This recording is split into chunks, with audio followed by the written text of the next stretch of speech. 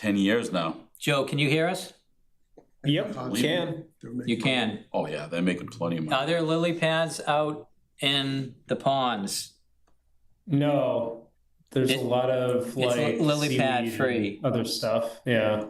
I have a proposal that I'm going to send you, Martha, and Brian, otherwise known as Old Saint Nick. Go back to that. You know, Can't wait. miss Christmas, you know. Well, you got it. You get the look, man. Get the look. I can get you a gig at Macy's, by the way, if you want me to look. They don't pay enough. So Chuck, you were saying you wanted us to talk about the field trip. Have we got a?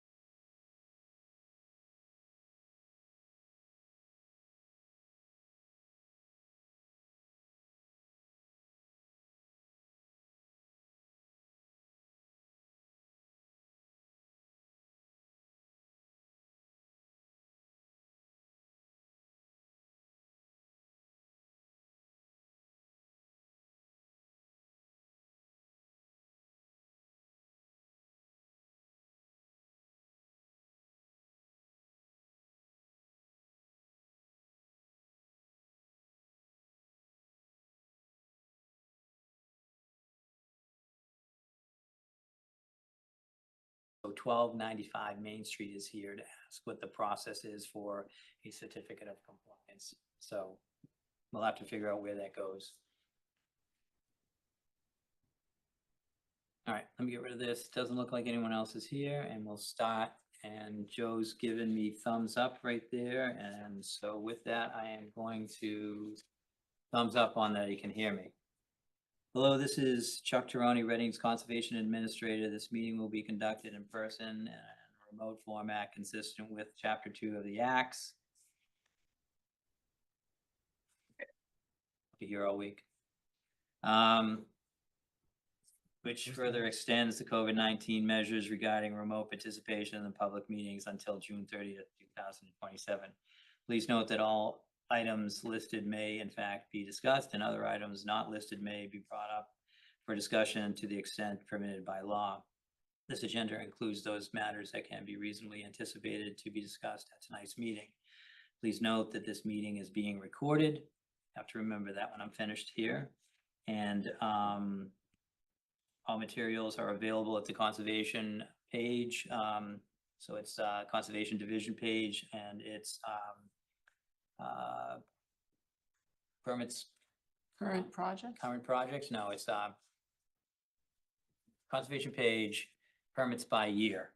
That's where it's at. Yeah. Brian Bowe is the commission's chair, and he will facilitate this meeting. Please note that there will be a public comment period at the end of each hearing, and each vote taken during this meeting will be conducted by roll call vote. We'll begin with a roll call attendance. Brian, can you review the agenda and take tonight's attendance? Okay, we'll start with attendance first. This will be the order we vote in. Walter. Walter Talbot, Commissioner present. Tim. Michelle, member present. Joe. Joseph Fleury, Associate Member present. Martha Moore, Vice Chair present. Brian Bowe, Chair present. Is Joe gonna vote? No, Joe's in vote. So in reviewing the agenda now, we'll start off with a brief public service announcement by yours truly. Then we get to the hearings. First hearing is a continuation of public hearing for notice of intent for 281 Main Street. That'll be followed by a continuation of a public hearing on a notice of intent for Zero Track Road. That's it for hearings. Then we have a one discussion of vote item, which is Beverly Road. Moves us on to old new business. And there we have items such as announcement or discussion about the second annual Green Communities Garden, Friends and Family Day. Chuck will update us on the conservation / DPW coordination meeting. Talk about the assessment of the bare meadow habitat plantings, violation notices, administrative report, and then some minutes for approval. Having said that, first start with the public service announcement. And that's just a fancy label for saying, I would remind everybody out there that we are looking for additional members. It would be great if somebody had some background in environmental science or natural resource protection, engineering, or something like that. But we will accept anybody who's enthusiastic and can learn, does learn. Those are both important things. So we know the volunteer committee is doing their work these days, so it'd be a good time to submit your application if you wanted to do that, and you can do that online at the Town of Reading website. Okay. Please join us. It's really a fun time. Just ask anybody here who's smiling. Okay, the first hearing, 281 Main Street. I'll read it, Chuck, if you let anybody in. Andrew's already in the meeting. This continuation of public hearing on notice of intent filed by 281 Reading LLC pursuant to Massachusetts General Law, Chapter 131, Section 40, the Wetlands Protection Act, and Northern Reading Wetland Protection Bylaw, Section 7.1, for the proposed redevelopment of a mixed-use building and parking lot in a previously disturbed riverfront area. The application and plans can be viewed on the Conservation Division page under current project. Assessors Map 12, Lot 42, DEP file number 270-0809. Okay. Andrew, Yes, good evening, everyone. okay. So where I think we left this off is we were soliciting some bids, some proposals from environmental companies to do the third-party review. At this point, I believe we have well, 2 who answered, a third who declined to answer. So we have 2 options to choose from. So at this point, we should talk amongst ourselves as to which one we, the commission, would like to go forward with. And so are there any comments, questions from the commission about the choice between the 2 options we have, LEC and BSC?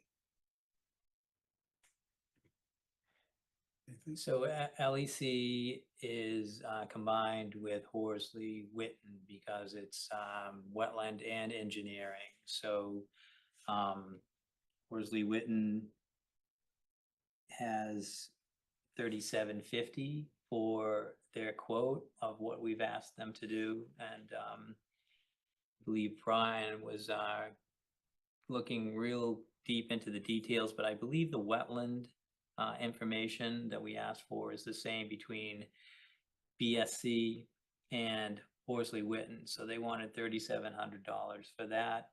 This is Horsley Witten. BSC is a combined quote. And then LEC was $8,500. So isn't this your time when you say that's 12,000 something or whatever? Yeah, actually, I think it's 13,000 somewhere, but Yeah. 13,275. So that's what we have for them. And then we have BSC is a little bit higher with their review, and it's 14,285 for the engineering, stormwater engineering, and the wetland review. Both are very highly talented companies, so there's no disputing they know what to do, and they'll they're qualified for the work.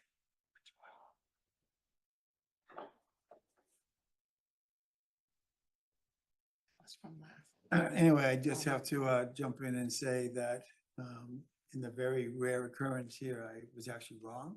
It wasn't 13,000 and change, it was 12,150, just so the record. Doing that now, but old style. Okay.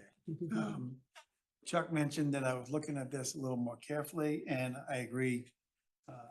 In the main, they're proposing the same kinds of activities, roughly the same timeframes, roughly the same dollars in the large scheme of things. Some differences that I noted, and they're minor. LEC requires the funds in escrow before starting. BSC just requires written approval. That doesn't matter much. The other one, which I think matters more, is that BSC would conduct a site visit, including the commission. Whereas with LEC, they would do it on their own at a time they could. Personally, in the past, when I've done site visits with people from LEC or what have you, I've learned a lot. I've understood what they're seeing. And so for that relatively minor reason, I would prefer BSC. I don't know if anybody else has a strong opinion other than that. Is there anything else you can tell that we get different services one from the other, or is that the only difference you could detect? That's really the difference. They each are gonna cover a commission meeting, they each will cover a remote meeting, they each will cover review of the paperwork to be sure that it's accurate, complete, things of that nature. They will look at the plans, the NOI, so they're using the same words in almost the same order. So there may be some minute difference that I didn't get. I'm sure each one has a claim to fame, but from my scan of the proposal this afternoon, it really feels like a difference without distinction. So, Brian, I would echo that, having someone on site with the Conservation Commission, it's helpful for us. It's a great learning experience for us of how, WPA is applied and what to look for during a site visit. So any educated, aspect of this for the commission, especially for folks that haven't done as many site visits, I think would be a beneficial perk for the commission. That would just be the only thing I'd like to add. do you have anything you want to add? Yeah, I mean, just doing the math here, so the difference is $2,000. And I think that, would you consider, it sounds like we're leaning towards BSC, which, I can't say it's good or bad, but if, is there an opportunity to reach back out to LEC and say, did they mean that the commission couldn't come on that site visit? I mean, does it explicitly say that you're not going? And then how much would they charge if the commission came and then if we added? So I think that's worth asking. Mhm. Nothing else that makes proposals much more evenly matched. To ask them, would they object if we wanted to come along? And if we did come along, does that change the cost whatsoever? They lose some convenience, but for the most part, we can handle almost any day and time to a great extent. So sure, if you wanted to do that, I just was hoping we could make a choice today, and I didn't want to spin it. No, so the vote would be, if they don't comply or agree to have the commission go out there, And we do BSC. then we would do BSC, yeah. All right, then I will make a motion that we choose BSC unless LEC agrees to invite commission along on the site visit for no additional cost. Walter Talbot seconds that motion. Walter Talbot's in favor. Tim Michelle in favor. Martha Moore in favor. Okay, I see Andrew Thank you. smiling, so he's happy with the results. Yes, thank you, guys. I would say that understanding it's the commission's decision. The applicant is always conscious of costs. So I will say that if LEC is able to do that, they'll appreciate that. If they're not, we're always happy to accommodate site walks too. But I think your motion makes sense, and Chuck, I'll work with you just to make sure they can do that, and then we'll get one authorized. Great. Thank you. I'll reach out tomorrow. So, then I'll get back to you, Andrew. Oh, That thanks that for sounds calling. great. Yeah. Thank you all. Have a great night. Bye-bye. Okay, next is Zero Track Road, and we'll read the blurb. Once I can see. Continue the public hearing on notice of intent filed by the Town of Reading Engineering Department. It's pursuant to Massachusetts General Law, Chapter 131, Section 40, the Wetlands Protection Act and/or the Reading Wetland Protection Bylaw, Section 7.1, for replacing the existing bridge number R03-006, parentheses, BW7, over Walker's Brook on Track Road. Replacement of the existing bridge will include replacing the existing structure with a new precast concrete four-sided box culvert within riverfront area. The application and plans can be viewed on the Conservation Division page on the current project. Assessors map 23, lot 023, 0-0000-0010, 14 Track Road. GEP file number 270-0710.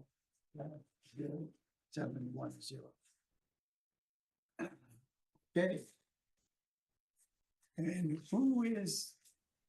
Ryan's here and Heidi from, yeah. So Ryan's right there. Is there anyone I missed, Ryan, on the call tonight? It Jeff? appears that Jeff DeSantis is on as well.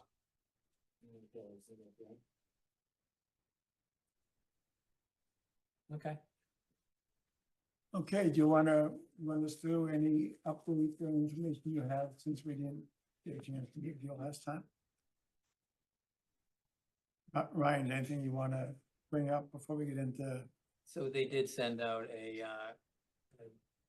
so we asked some questions at the last meeting, Right. so they could definitely go over that.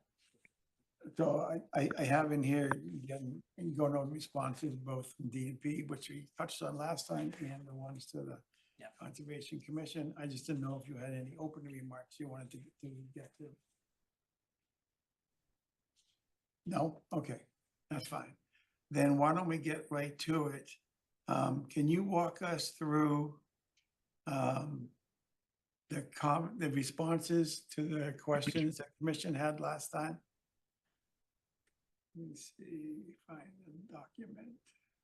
Yes, this is Jeff DeSantis with AECom. I can do that if you'd like. I can share the memo that we put together, or I can just read off from my screen.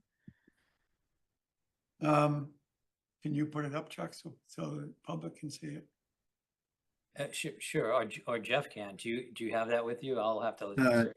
I do. Okay, so can you share your screen then and? put it up? Yes. I have it in front of me. Okay. Anybody following on? Can everyone see that? Not yet.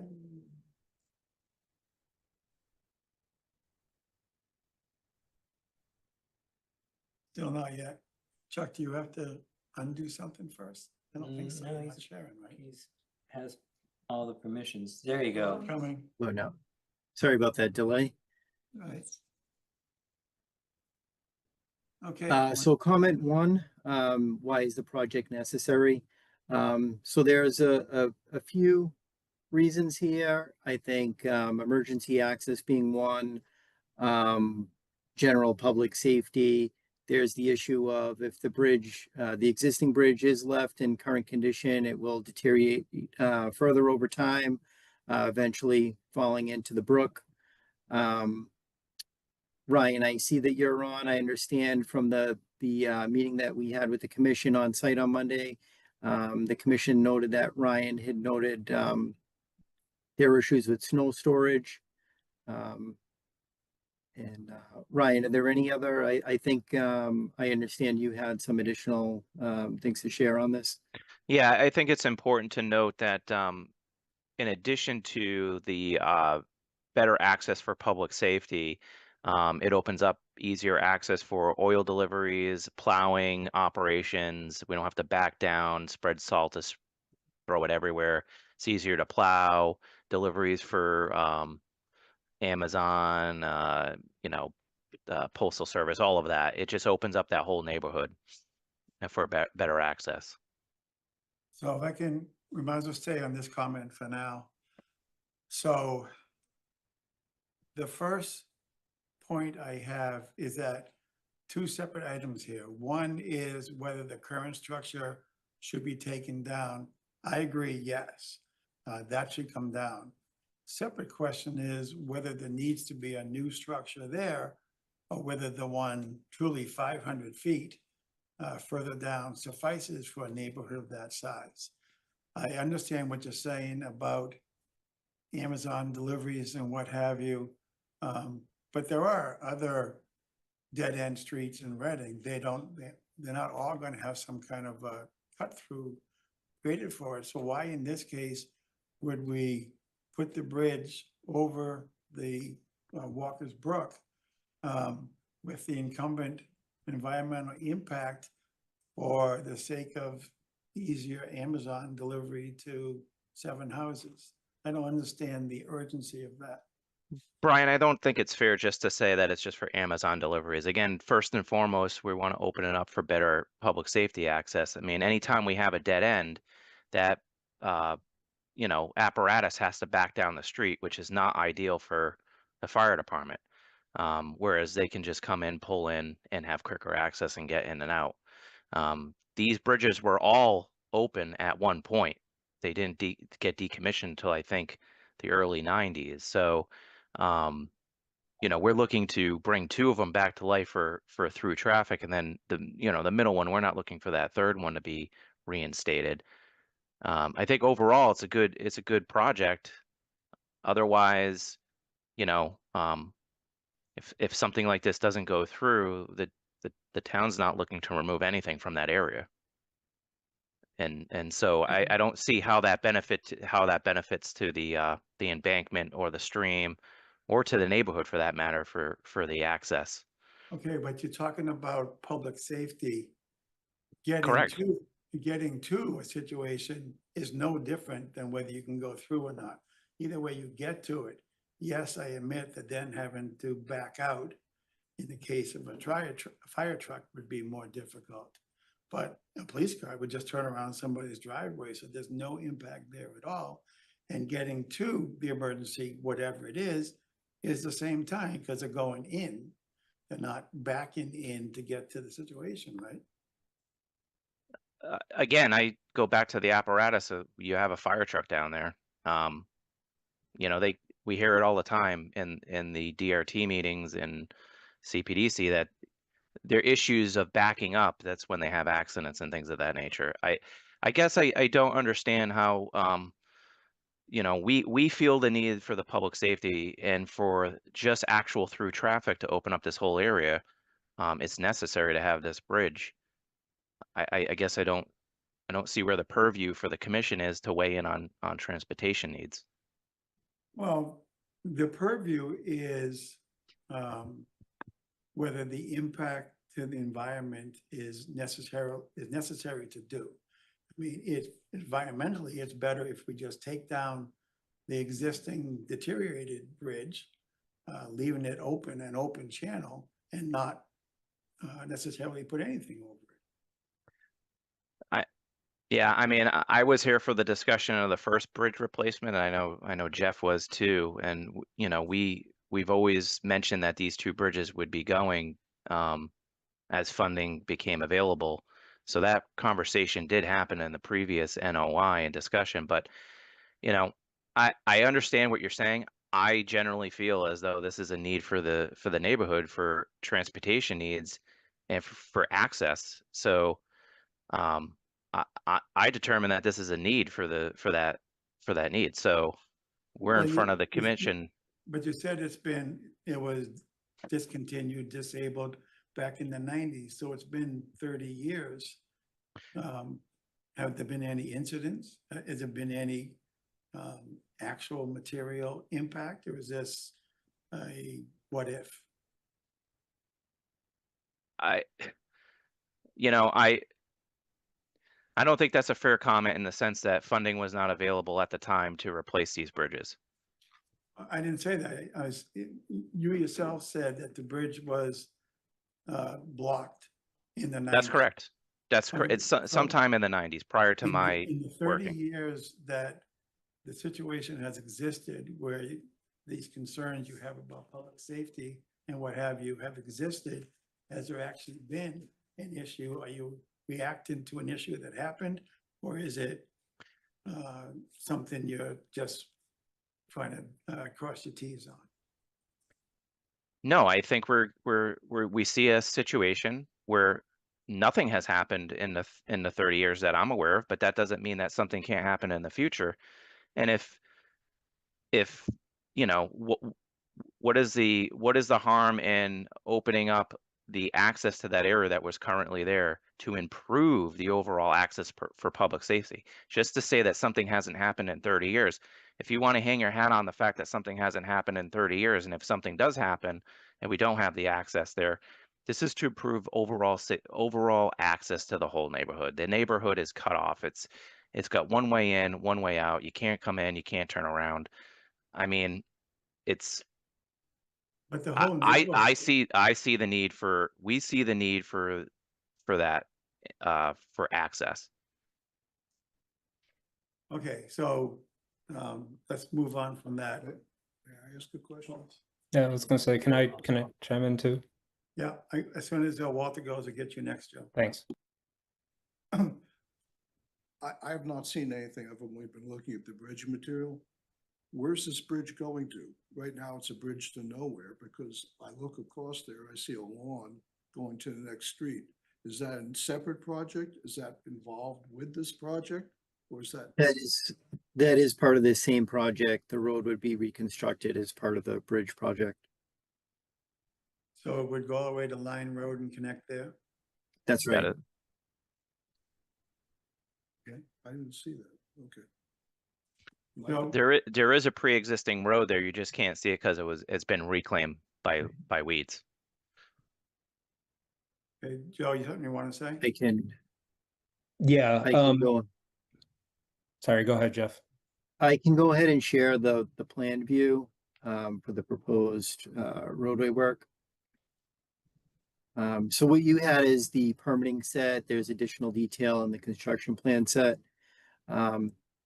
This here is the construction plan, and you can see it proposes reconstruction of the roadway, all new pavement connecting to Line Road. Thank you. Okay. Okay, Joe, go ahead. Yeah, no, I just wanted to tie it back to the WPA. I think Ryan brings up a valid point. You know, if it's a public safety issue, yes, I don't think it's necessarily in our purview to comment on it. But what I do want to go back to is in the WPA, I haven't seen anything from you, Ryan, or from the town of how are you concluding that a full 2-lane replacement's necessary?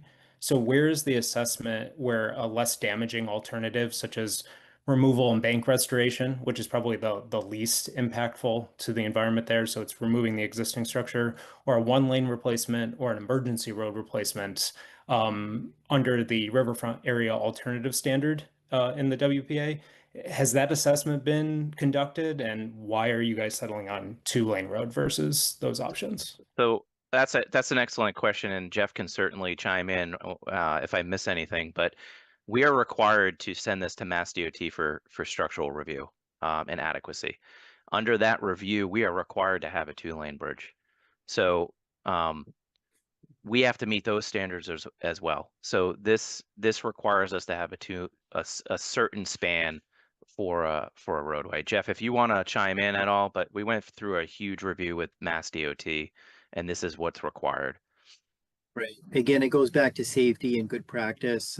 Generally, like Ryan said, Mass DOT is looking for a 2-lane bridge unless there'd be some extreme constraint that would prevent a 2-lane bridge, in which case it would have to get design exception and approval from Mass DOT to proceed.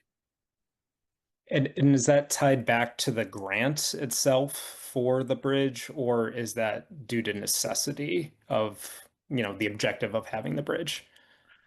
I would say both. Right. This falls under jurisdiction of Mass DOT regardless, but under the grant for sure, yes.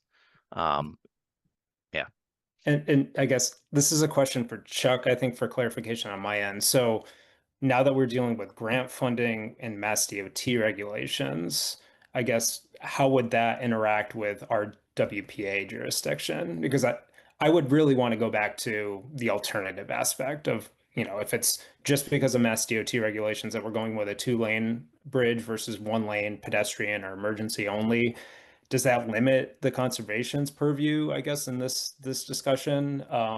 Or can we still pursue those alternatives? Like, I guess I don't want to keep going down this path if we can't actually pursue any alternatives with this other than not permitting. So this is, so it's reviewable under our own wetland regulations here in the town of Reading and under the WPA, but it is a limited project. And so that's where we're looking, and they're limited to this section. There's no other place for it. And therefore, they're restricted from making major moves. But I think these questions that are coming up are appropriate. But yeah, to answer your question, it is reviewed under the WPA and our own regulations. Okay, got it. As long as you brought up the idea of a 2-lane road, I think that what that means is that you can't file it under 1053-3F, because that only allows for replacement of a road less than a single lane. So it's intended for things like adding a shoulder or things of that nature. So making it a little bit wider, not more than doubling it with a second lane. So that means that you can't use 1053-3F. You could, of course, refile it under the stream crossing, which is what, 1053-8, I think it is. 8, yes. Yeah, 1053-8. So no matter what, you're going to have to redo your paperwork to file it under the proper part of the regulation. Yeah. I was just saying, maybe Jeff has a reason why they filed it under F instead of, was it 8 or is it 8? Oh, no, 1053-3 versus 1053-8. 3 or 8? Yeah, I know that was the DEP Yeah. response. I think I talked a little bit about it to Ryan, but I didn't, Ryan, we weren't speaking, why it would remain in this category. So this might be a question for Jeff. So that's a good point. Do you have any thoughts on why you chose 1053-3 versus 8? Not only that, and what would be your comment to DEP since they asked you to move it to 1053-8? I think that's a little bit later in that letter. So I can chime on that one if that's Sure, go okay. ahead. Yeah, so I just wanted to thank you for asking about that. I know that we have given response to DEP, and then we included in the memo as well, just to say that we do acknowledge that we had initially put it down for the improvement of an existing roadway, but we had included in the NOI that we also meet the stream crossing standards to the extent practicable, and I think we had given some description how we met those standards. But we understand that from a paperwork perspective, what we're officially going under. But I just wanted to make sure that we did state that we are claiming this project's met. Sorry for stepping on you. I Not did at all. see where you said that you do believe you meet the stormwater crossing requirements as well. But at the very least, you're going to have to rework the NOI somewhat to take out the references to 1053-3. This just doesn't work. Somebody have any more questions on that before I move on? So why don't you go ahead with the next comment? Sure. Continuing on just on comment number 2, will there be changes to the carrying capacity of the stream or any downstream impacts? This one's pretty straightforward. The answer is no. We did a hydraulics analysis and study, and the new bridge is sized such that it will not impact any hydraulics.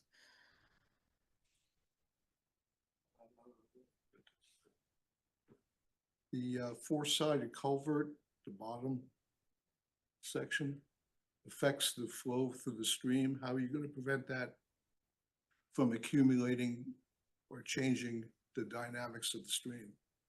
We do propose 2 feet of natural substrate, so the same material that's existing in the stream will be atop the bottom, the invert of the culvert at the bottom of the slab, to mimic existing conditions, so that 2 feet should maintain in place, so as not to impact the hydraulics. Okay, that's used standard. Okay. Okay. All right. So do you want to do the next comment then? By the way, if anybody has questions, any comments? feel free to jump I did have a question about the stream flow in. Go question. ahead. The plans show place for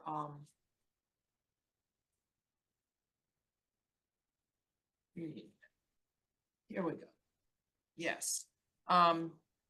Plan. I don't see a number on this plan. Proposed compensatory floodplain plan has a big gray area where you're proposing to carve back the stream bank to make more room for, yep, that one. I'm concerned about A, the losses of trees on that stream bank, and B, is there any way we can mitigate the flood storage in some other area that does not have as much impact on trees as this one does? Because you're showing a number of trees being removed and replaced at all 4 corners of the bridge, plus more in this bank restructuring. So the notable tree in this gray area is the, we noted on the plan is 20-inch maple. I think on site we observed that it may be a different type of tree. In fact, this is the only large tree that we would be removing in this compensatory flood regraded area. There is also a 6-inch elm that it's close to the top of the slope. We may be able to protect it, but if not, it's called out to remove in place. These other trees are called out to be retained, including the 10-inch maple and the 20-inch deciduous. This area, if you can see from the contours, the topography in this particular quadrant allows for the most efficient regrading. It's a little bit flatter to be able to, I phrase it as carve into the slope for that compensatory flood storage. Whereas the other quadrants you can see across here, this is a bit steeper. And typically what we try to do when regrading these is pick out a single area if possible, rather than split it up into different work zones, potential additional risk, cost, additional impact areas versus keeping it in a single area. So that's what we were trying to do here. I think when we were on site, we talked about if absolutely required to save this tree, we could potentially look to kind of work around it, look more to increase the limits of the project. Again, that's a little bit of an impact, a little bit of a extension of the project limits, where ultimately we typically try to limit the extensive work to the extent possible. The trees, I think the other part of the question, the trees in the immediate area of the bridge, I think as observed on site, most of those, I don't believe we're impacting very many, particularly large trees in the immediate area of the bridge. As we saw on site, for the most part, there were some due to the bridge itself being closed for so long. There were some trees actually growing right on or in front of the bridge. And a lot of those trees also were smaller trees, so 6 inches or less in diameter. And typically those we don't look to retain as much as the older, larger trees.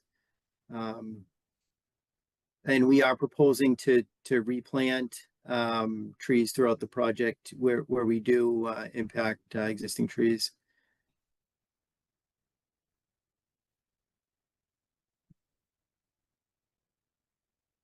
Okay, thank you. At the same site visit, if you look at the top of the plan, just off the top of the screen from the same side of the bridge, we noticed there were a number of recently planted trees and shrubs there. Were you able to ever find out why those were planted? Were those mitigation for some other project? We have not yet. I don't believe so. We noticed the erosion control in place. This may be a question for Ryan too, if you're aware of why there's some erosion control. There was some silt fence along the bank in this area where the cursor is, this side of the stream. Was that part of the compensatory flood storage for the first bridge? That's what I'm wondering. I don't know. Interesting. That's what me and Ryan talked about. I think that's. Yeah, why I they mean, planted some I trees in believe, that area. I believe that's the area of compensatory. If you look at just how, if you look how, I don't have the plan set from the first bridge in front of me, but if you just look at the grading, it's very similar to the gray area down on the bottom. Those long swooping lines that look like it has been manipulated for flood storage. So how long Okay. ago was that bridge down there built?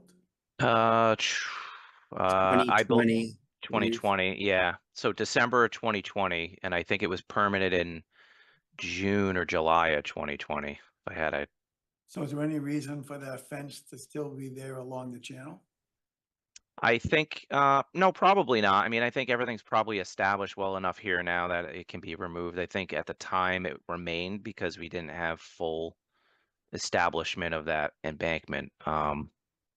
It can be removed, I'm sure. Okay, At this that would be point. helpful, I I think. mean, they may be working right there anyways, if you approve this project. Hey, can I chime in here for a second? So, Martha, you asked about, so I think it was a great question. You said, hey, there's a tree, it's a 20-inch oak. I'm concerned about it. It looks like we were taking other trees down. It was 2 pretty big trees when we first talked about it, but I think they're saving one of them, or that wasn't involved.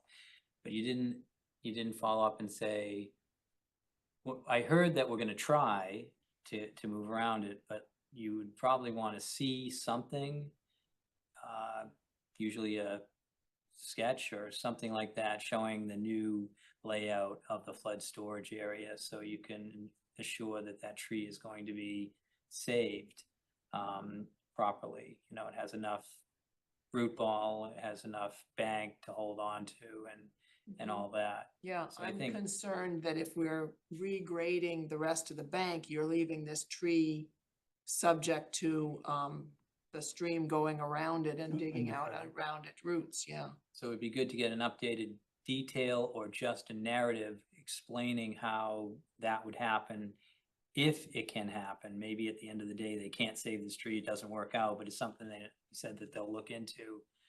And so we would need to review something, whatever their final process is, that would happen. Yeah, now, where I was going with this is the flood storage mitigation for the first bridge is here on the far side of this bridge. Is there someplace equally far away from this bridge that might be a better location for our flood storage? Why does it have to be just here, right upstream from this bridge? Has anybody checked the length of the river and looked for someplace that might have fewer trees that we have to impact? So as I mentioned, one of the goals is typically to keep the work area to a smaller area if possible, instead of introducing multiple, kind of a split of the project site.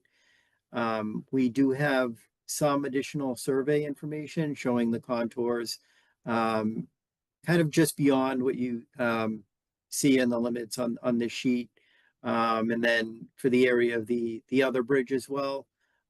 The other bridge had similar grading to some of these areas where, as I mentioned earlier, it's a little bit steeper and more difficult, less efficient to regrade those areas for the compensatory storage.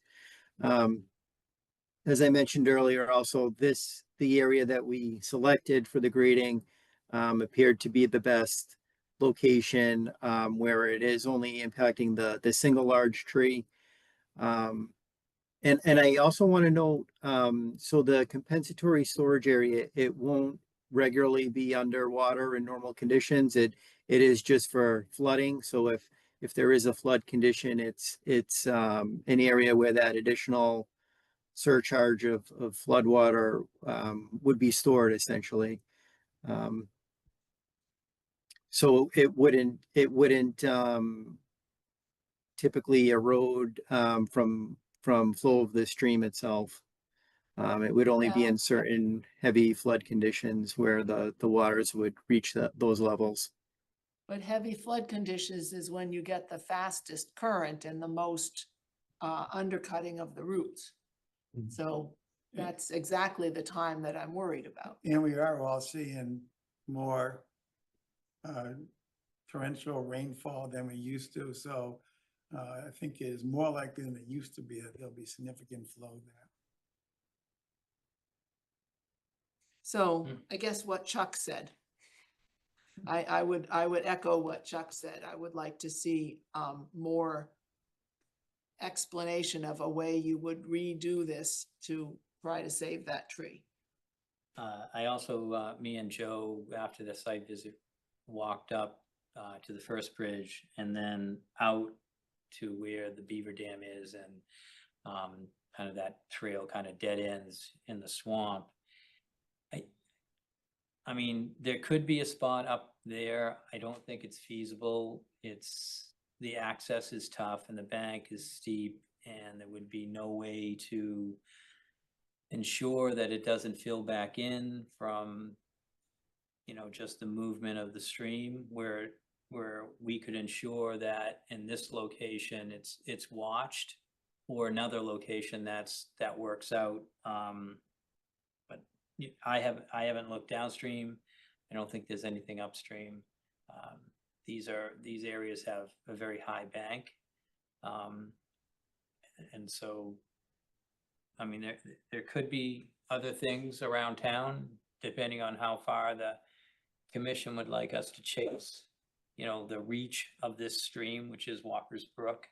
So, but right now I think that AECom is looking at just how to save the tree, and if it works in that area. What they're showing here in the explanation I got tonight sounds a lot different than when I got out in the field, because it looked like we were losing two nice specimen trees, and now we have a possibility of losing none. So this might end up being the best spot. Yeah, I would echo Chuck's comments too. Just from when we walked up there, two of the spots that we kind of identified were very steep. Access to those spots was significantly further upstream than the proposed location here, and access for equipment, et cetera. I think it was the Open Land Trust, Chuck, that owns that parcel, if I'm not Yes. mistaken. But it was still pretty tight considering the slope of the bank on the opposite side of the river. Right. Right. I think that's the other concern here when looking at a separate area to potentially regrade. It is the access. So just the trees that potentially would be impacted to access the area for regrading.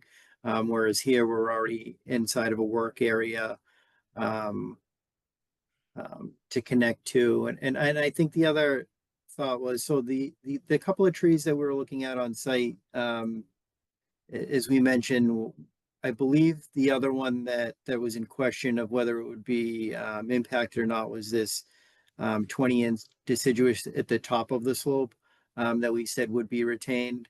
So I think it was always the single 20-inch maple that was the single large tree that would be impacted. And based on the conversation on site, it seemed likely that the commission was going to ask AECom to do what we could to save it, see if there's anywhere else we could regrade. And my thoughts on that would be still to first take a look at the areas, the slope within the or immediately adjacent to the project area now that we have access to, rather than look significantly upstream or downstream to an area that we don't currently have survey for. So that would be an issue to obtain survey, and then again to be able to access that area with construction equipment for grading. Getting any sizable equipment through there in itself could impact some trees. So that was another thought on kind of keeping it all together in the initial design, that I understand this is a large tree that we'd like to retain if possible. But in general, it is kind of relative to other options that are kind of the most efficient for construction and other aspects of the project. This impact to a single tree may end up being an overall better outcome than if we were to spend more effort looking at other areas where potentially more trees would be impacted for access, or we just have other difficulties as far as survey and effort to kind of move the project forward. Okay, I get that. Jeff and Ryan. Oh, sorry, Martha. Just about that one spot with the regrading and access of equipment. Does the town have property on both sides of that proposed roadway? So just from the site visit, it seemed like it was very close to the property line of the one house right before the bridge. And then there was a small walkway on the left bank there. I know on the opposite side, that's town land, but on the bottom of the sheet, where the flood storage is proposed, is there also an easement for the town, or? So this, if you can trace the cursor here, this is the easement for I believe it's a drainage. Yes, drainage easement, essentially for access to and maintenance of the stream. So anything within these dashed lines.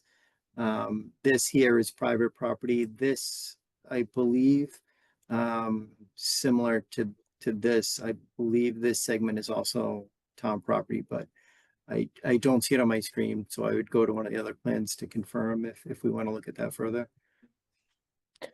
Yeah, just my concern is if I think it was a lot narrower than the opposite side of the street. That's what the reason why I ask is if you're trying to get equipment in there, we talked about removal of trees to at least have equipment access.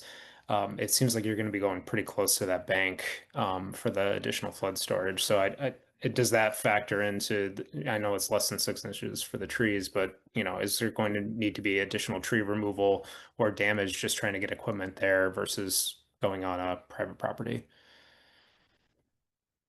Right. So I think one thing we want to avoid if possible is going on private property for any of this work. That kind of opens up another aspect to the project with right-of-way impacts, even for temporary easements. Yeah, I think it's something we certainly have to consider. I think as the plans are now, as we kind of have a good example from Track Road West and that construction. I think the right-of-way conditions were, and access was very similar, and that project was able to be constructed without any easements. And this here would be similar. Yeah, you can see the line above the box that has the legend in it is the property line. Yeah, that one, that has That's right. PL written on it. So Right. that's the property line. So there is a little space for easement.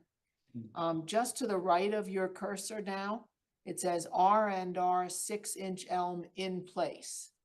Does that mean remove and replace the same tree in place?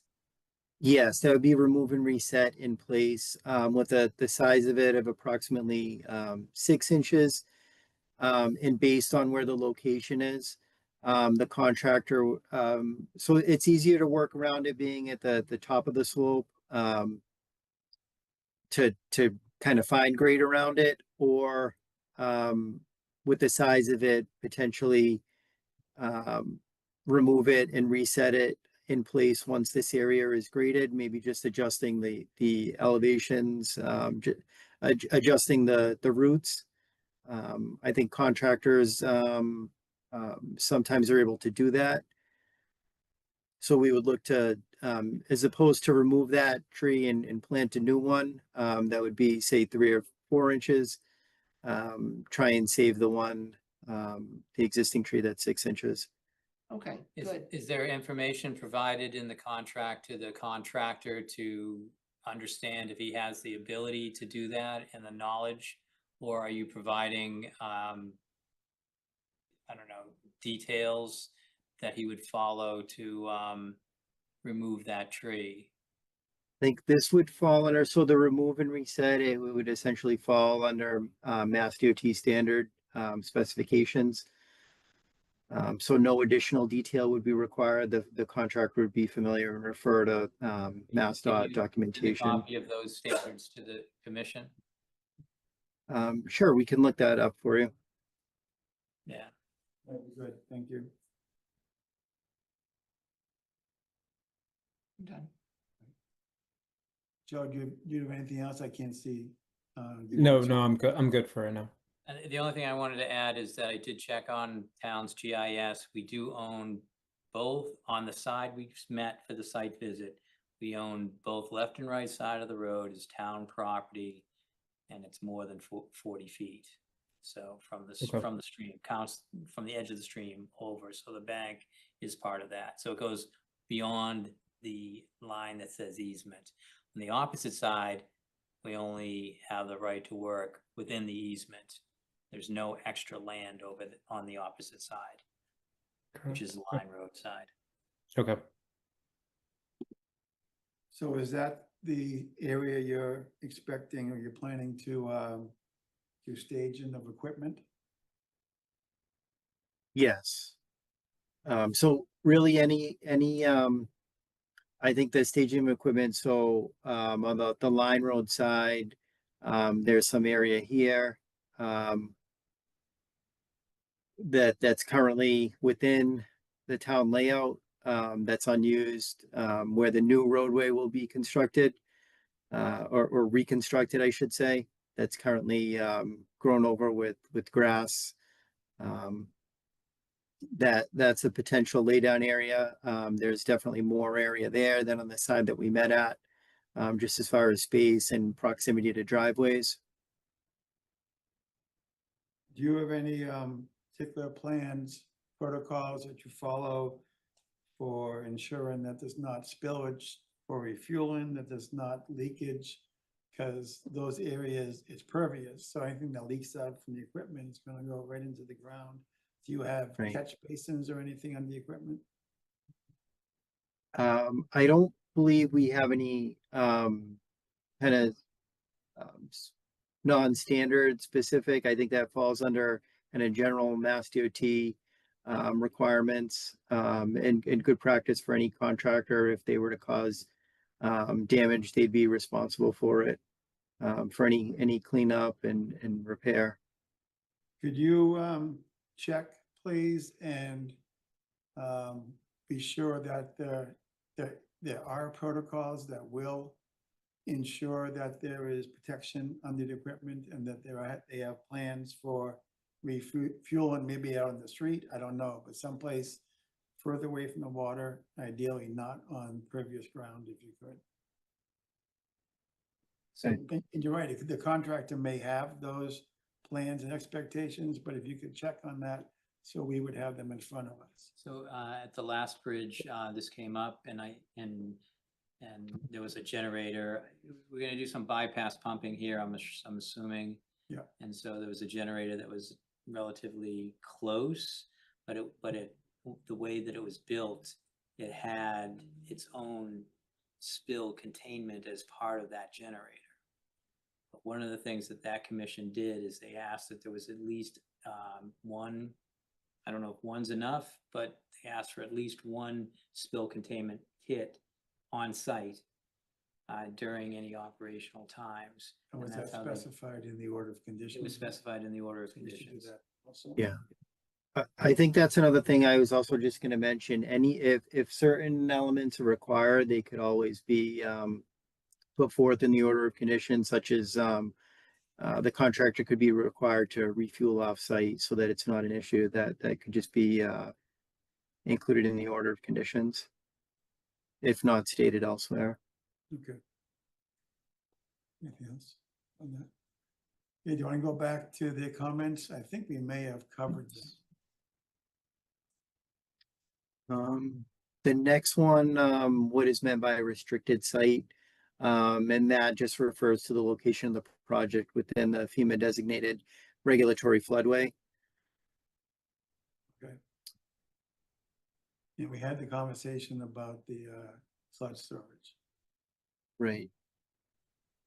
Okay, is that the last one, I think? Oh, no, there's more. I believe we did talk about this one, Yes. Yeah. where it was filed. I'm not sure if we talked about this one, maybe not in much detail. It may have been discussed briefly at the site meeting, the question regarding why is a 4-sided box culvert proposed instead of a 3-sided box culvert. So we did consider a 3-sided box culvert, but it actually is more impactful. I put together a quick red line sketch on one of these plans here to just share to point out how. So if we were to go, so this plan shows our 4-sided box. If we were to actually have to go, and this is exaggerated for a conversation, the dimensions of these lines, but it would essentially need to be some dimension deeper and then go out further for the footings of that 3-sided structure, such that it would require additional impact and excavation and additional regrading of the slopes. It would be a significantly larger impact area. So that was one of the reasons why we proceeded with a 4-sided design. Additionally, 4-sided will allow for a much quicker and efficient construction, shortening the duration, shortening any risk, and limiting that duration reduces the risk that there may be a storm event during construction or any other issues that come up during construction. So those were all considerations.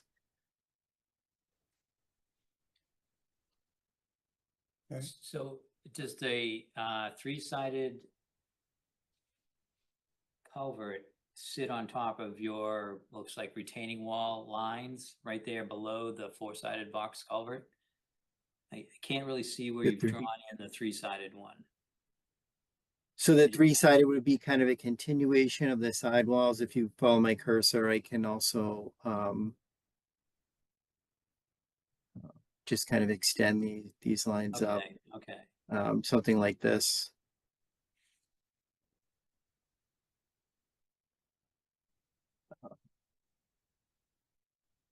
And so If that why, answers. yeah, just another clarifying question. So the footings for the 3-sided one are much deeper than the box culvert. Why does it not need more support, and you're just using I guess the stream bed to support the base of the 4-sided box culvert? Right, the box itself is Yeah, the at a bottom of the higher- box itself is a support resting on the stream bed. That's right. And as I did mention, this is somewhat exaggerated just for a conversation to kind of highlight, but certainly it would be more impactful. And so in maybe Heidi, in your opinion, what we're trying to achieve with a three-sided box culvert is a natural bed, right? But with what you're doing here with the four-sided box culvert, you are sinking it into, I guess, what would be the stream bed, and then replacing that material inside of it. So it looks like it's gonna have somewhere around, or I heard 2 feet of natural bedding at the bottom there. And so essentially right. the same. It looks, I mean, if this is what has to happen, and I'm not sure if this is typical, but if this amount of excavation is needed for all three-sided box culverts, you know, it does look like the four-sided box culvert is, at least in this case, less So let me impact. ask you a broader question. Why do you think DEP would prefer three-sided if in fact it's more impactful and requires this much infrastructure around it? What are they thinking that makes it better in their mind? I guess it's not this case for every instance. I think Heidi, you may be able to speak to this more than me. I think when we often do end up for similar projects on culvert projects, it is very difficult to achieve all of the stream crossing standards. And as mentioned, we achieve them to the extent possible. And one of the things that we often do is DP usually is satisfied with the as long as we do use that 2-foot minimum of existing channel bed material. The dilemma is when you, especially when you start with the stream again. From what I understand, the dilemma is once you start running the stream again, you run total risk of erosion of what the material is, because you only have 2 feet on a relatively smooth surface. Although the standard does say a minimum 2 feet, so presumably they could do more if they had concerns about that, I don't know if they could. because they have to dig down further then. It can only be where it is, you know, they have to meet the road at the top. Yeah. And if you get. I think I should also note one more thing that I didn't draw on here. So in addition to where the footings would need to be relocated and the impacts from that, the retaining walls also would have to be modified as far as how they tie in with the bridge culvert structure. So there's some redesign that also makes the retaining walls different and potentially more complex depending on certain details. But it would also, I guess in short, it would also be a different retaining wall design if the culvert were to be a 3-sided culvert versus the 4-sided box. So it's not just the footings of the culvert that would change and be more impactful, it's also potentially the retaining walls as well.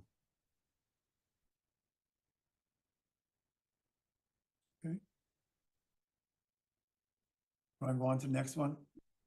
Sure. Turbidity problems.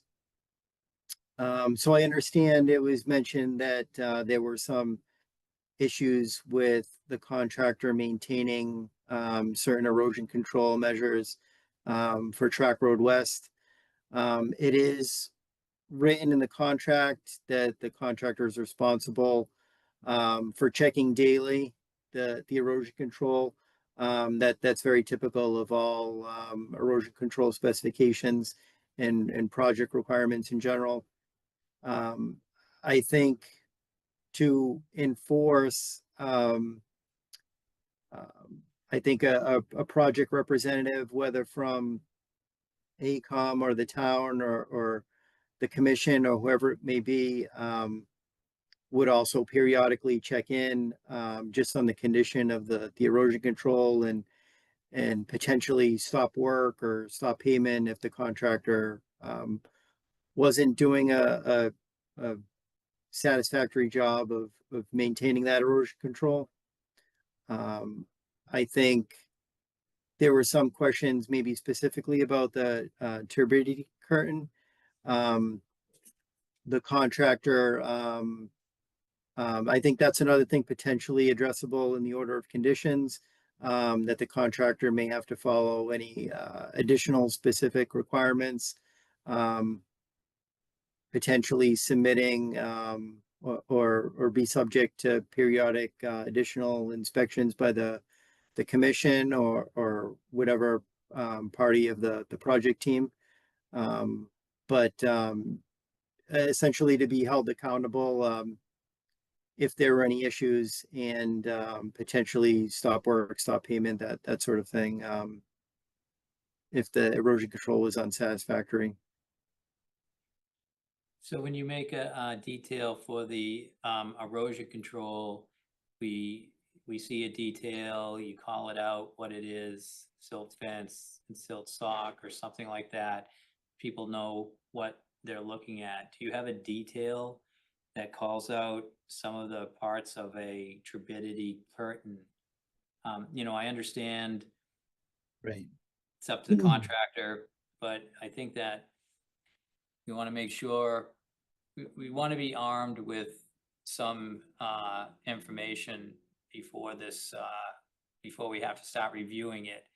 I'm not sure what was used at the last site, but my recollection was it was just silt fence. Given your evaluation of the stream, what category of turbidity curtain would you use? So I'm not sure on the, Heidi, maybe you're familiar with the category, but typically the contractor would submit their turbidity curtain for review as a shop drawing submittal, or as part of a larger erosion control plan submittal for review by the project team. And at that point, we'd have an opportunity to review. And if we felt that the turbidity curtain that they were proposing was unsatisfactory, we could comment on it, ask them to choose something else or make a recommendation. And again, if there's requirements for a certain turbidity curtain that the commission feels is appropriate for this project, we could specify that or add additional language in the order of conditions. Yeah, I was just gonna echo what you were saying, Jeff. I know in typical projects such as these that we would submit ahead of time a soil and erosion plan for the commission's approval. So we would hope to work with you to go through that and whatever is chosen to make sure that's appropriate for these conditions here. I'm not satisfied with these answers. Presumably, I wasn't on a commission the last time, so I don't know. But presumably, there were questions then about the curtain, and there were thoughts that if there was an issue, there would be consequences and things of that nature, and yet it still happened. You characterize it as there being some issues. My understanding from what I've heard about it, it was a complete failure.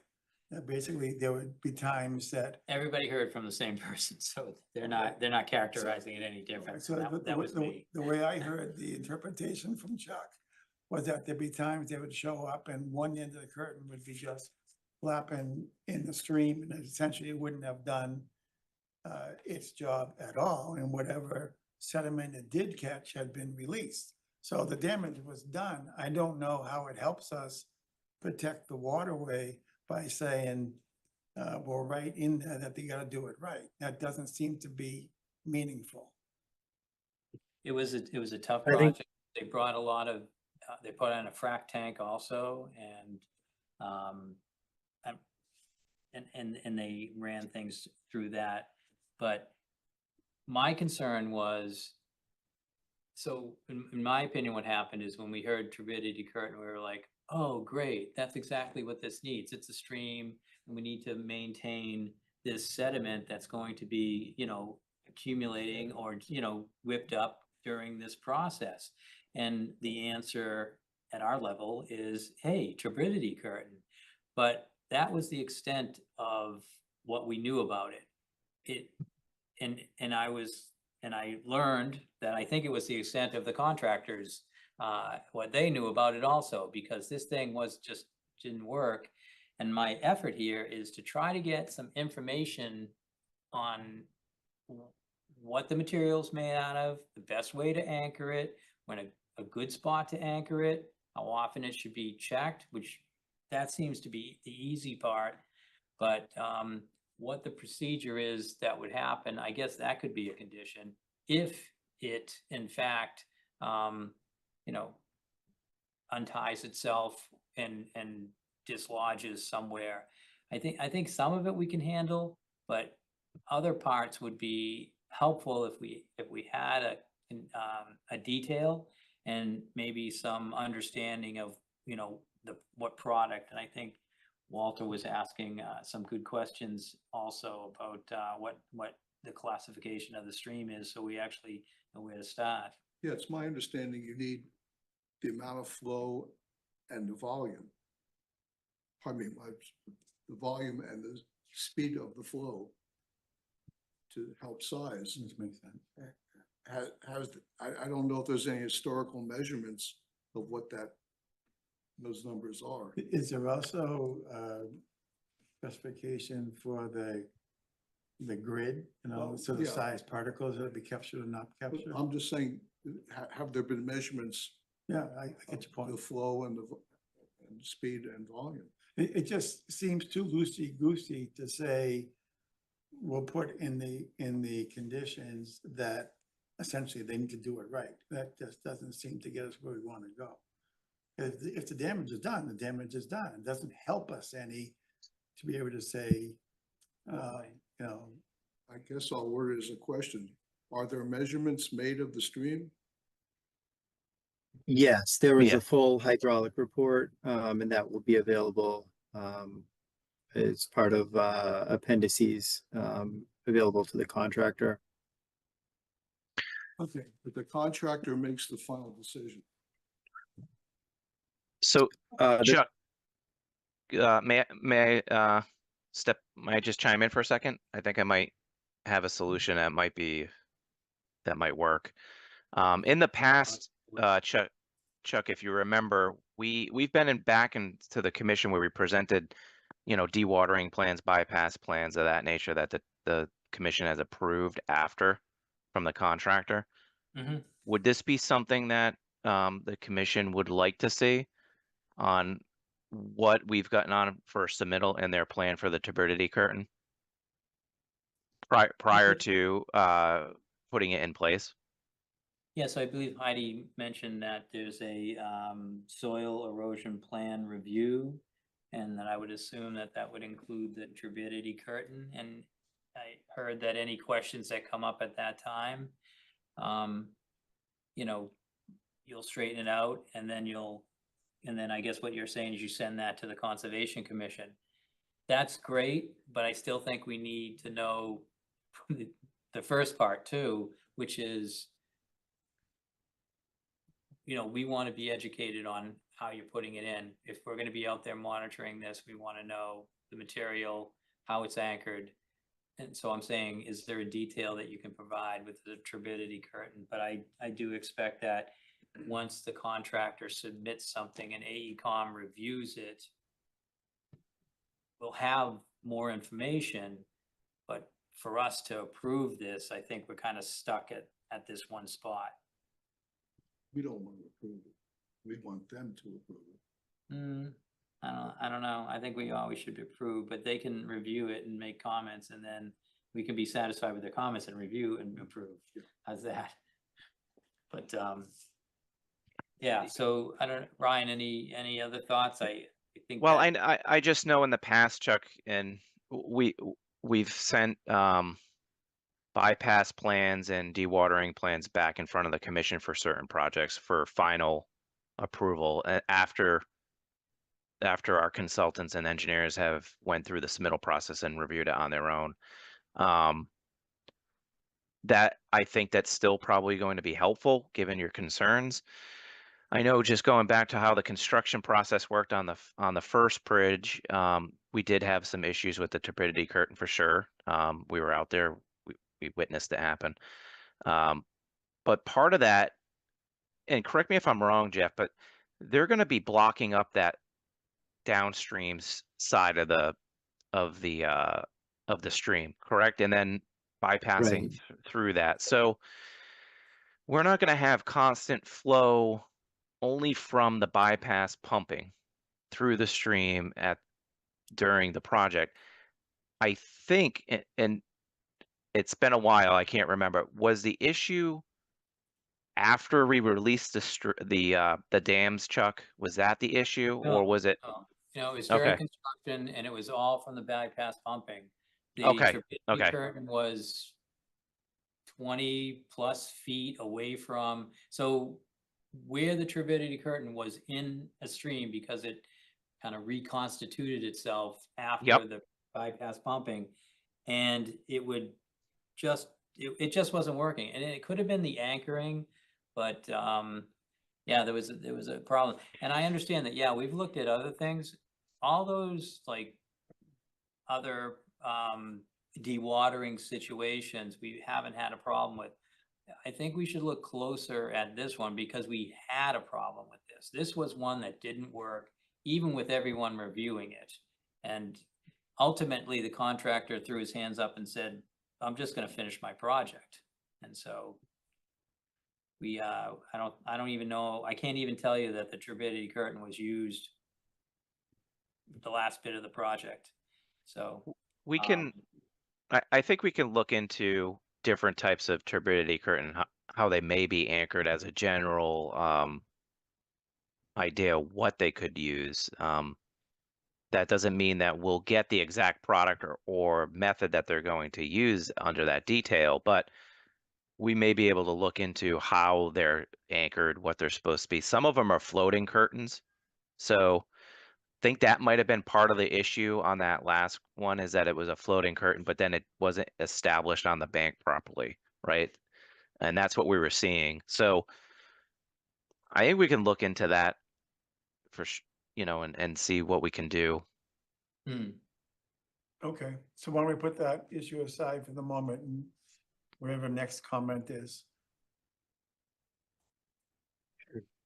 Can we consider alternatives to tree replacement? It was noted that tree replacement is often unsuccessful due to lack of resources for maintaining newly planted trees. And I think in addition, at the meeting this week, it was noted that two of the plantings from the previous project initially didn't do well. And I believe those two were replanted and are doing well, but initially not all did well. That's what we heard from a neighbor of the first bridge project. He pointed out to us two shrubs that had been replaced. They still had the tags on them. And he said that they had not thrived and they had been replaced. So that's one person's observation. Yeah, I think we have a general warranty period on those, right? I mean, we inspect them after they're planted to make sure that they're planted Right. properly and they're doing well. So those were replaced within the warranty period, and those replacements are doing a lot better. Jeff, correct me if I'm wrong, but I think the initial planting of those shrubs, they weren't looking too hot before they even got there and planted. So they were on our radar right from the beginning, and I think they got replaced pretty quickly. So Ryan, is that something that you or your people would be keeping an eye on? Or would you be expecting us to keep an eye out and let you know if plantings aren't doing well? Yeah, I mean, generally speaking, plantings have a one-year warranty period on them from the date that they're accepted. So we would keep an eye on those, and the contractor's responsible up to that year warranty. After that, then it would just be something the town would have to come in and replace if we see that it failed after that. Okay, typically on our projects, we require a 3-year survivability. So there's a gap there that we'd have to talk about, but, yeah, that's not an issue for the moment, but there's a difference. Martha? I'm just curious, who waters the plants that are put in? Does the contractor come out and water them regularly, or are they just put in and left to fend for themselves? They generally get water bags, and then they're supposed to water them during that period. But during the dry period, after that, in an area like this, I don't think they came out and watered them after that dry period, and they seem to do fine. I mean, we've had failures in other projects, but it all comes down to those gator bags if they use those properly. So as part of the contract, the contractor would come out and be required to water the trees. They are so like we talk about this all the time, right? It's means and methods. We can tell them that they have to maintain and keep that tree and have it survive for a year. If they feel as though that it's getting enough water under their warranty period, that's a different story. We saw it happen at Millette, but Are they required to replace the trees, or is there another option like, well, just forfeit our $500, bond? And do they do that? I'm only working around this to understand if there's a better spot, and if we're going to do tree replacements, or does it even make sense to do tree replacement? If we're looking for mitigation, which would be for the trees, is there something else that might work? I think from what I've heard and what I saw, what looked pretty good. I mean, the trees on the bank with this bridge being replaced, those are in, they're looking nice. They don't look like they're going to die. And someone went out and replaced some of the shrubs, and they seem to be doing well now. Though it'd be good to know when those trees were planted. I mean, for all I know, the ones near this bridge that Walter saw, they may have been planted 2 weeks ago, made up number for all I know, because they still had the tags on. So have they survived since the bridge was built, or did they fail and get replaced in the meantime, in which case, whatever maintenance process there is probably didn't work?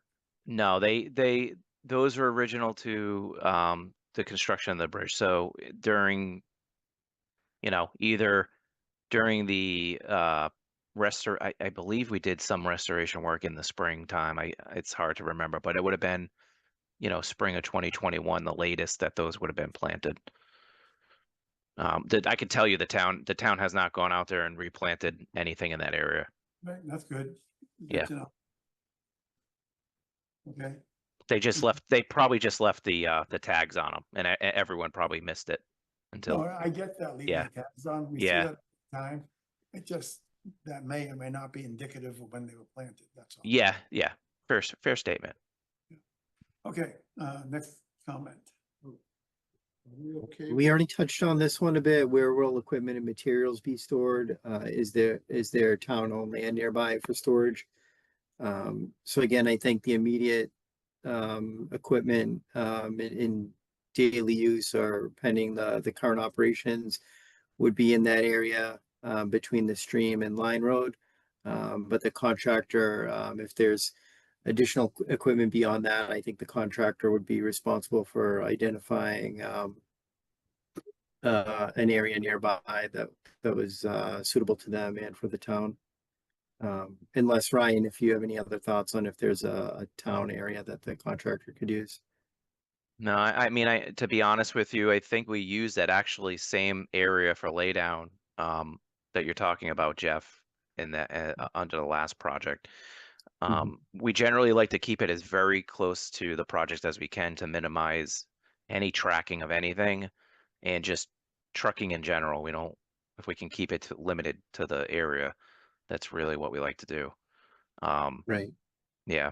So I would say as close to the area as possible, if not right on that, right of way area that's leading up to the bridge. Right. And I think to add to that, I would say there's not relatively large amount of equipment. I think it's the construction machines that they'd have, and then the culvert bridge structure components that it's essentially a clamshell shape for the box, the four-sided box. So there'd be some components for that. But I think if the contractor they could they do a good they would schedule it such that additional materials at any given time what was on site I think would fit in that area. I don't think there's other projects you might have a number of say drainage structures and other components, but I think for the staging of how this project would be constructed, it would be some excavation and removal of the existing bridge. Then some materials would come in, and then the concrete clamshell structure would come in. That would be the kind of the large two-piece structure. I think that might be on site for a few days while they continue to prepare for installation, and then there'd be I think cast in place concrete for the retaining walls. So there, and then later the bridge rail would come in. There'd be some additional concrete work, and then the pavement materials. So as far as kind of large hard structures, it's really just the bridge materials themselves, the clamshell concrete, and then the rest of it would kind of be sort of daily operations in and out with material deliveries. I don't see a lot of say stockpiling of equipment and materials. So I think it could very well fit within just that that area between the stream and Line Road.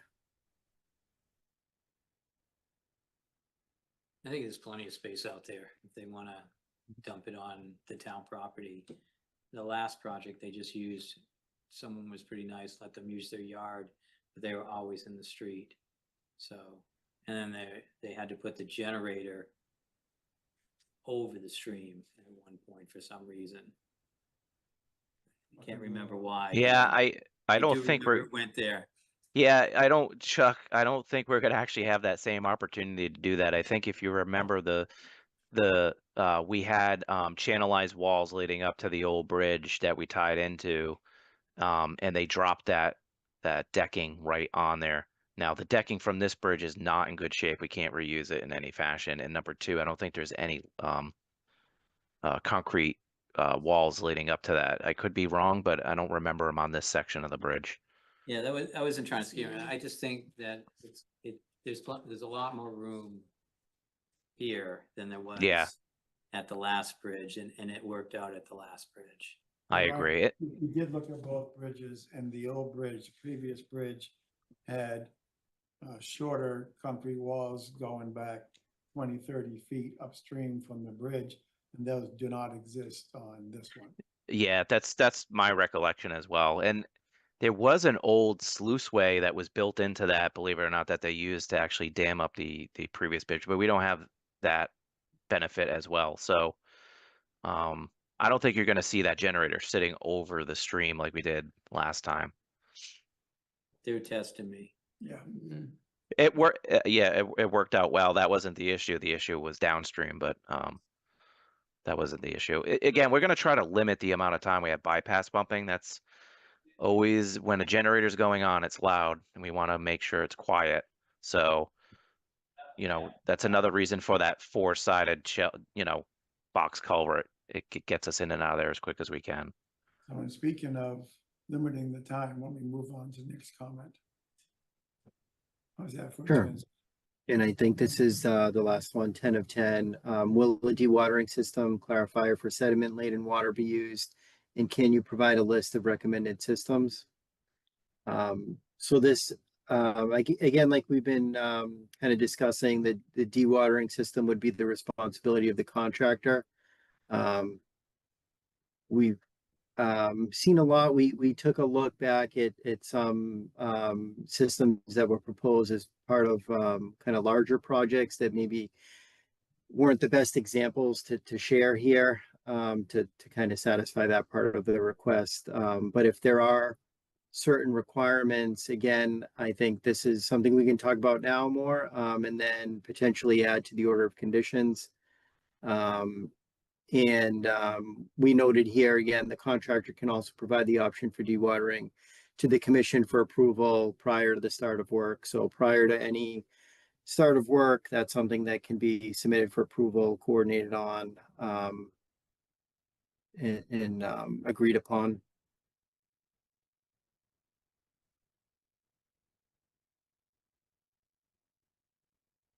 Okay, I don't see any comments here, so that's fine. All right. So, go ahead. Did Chuck have?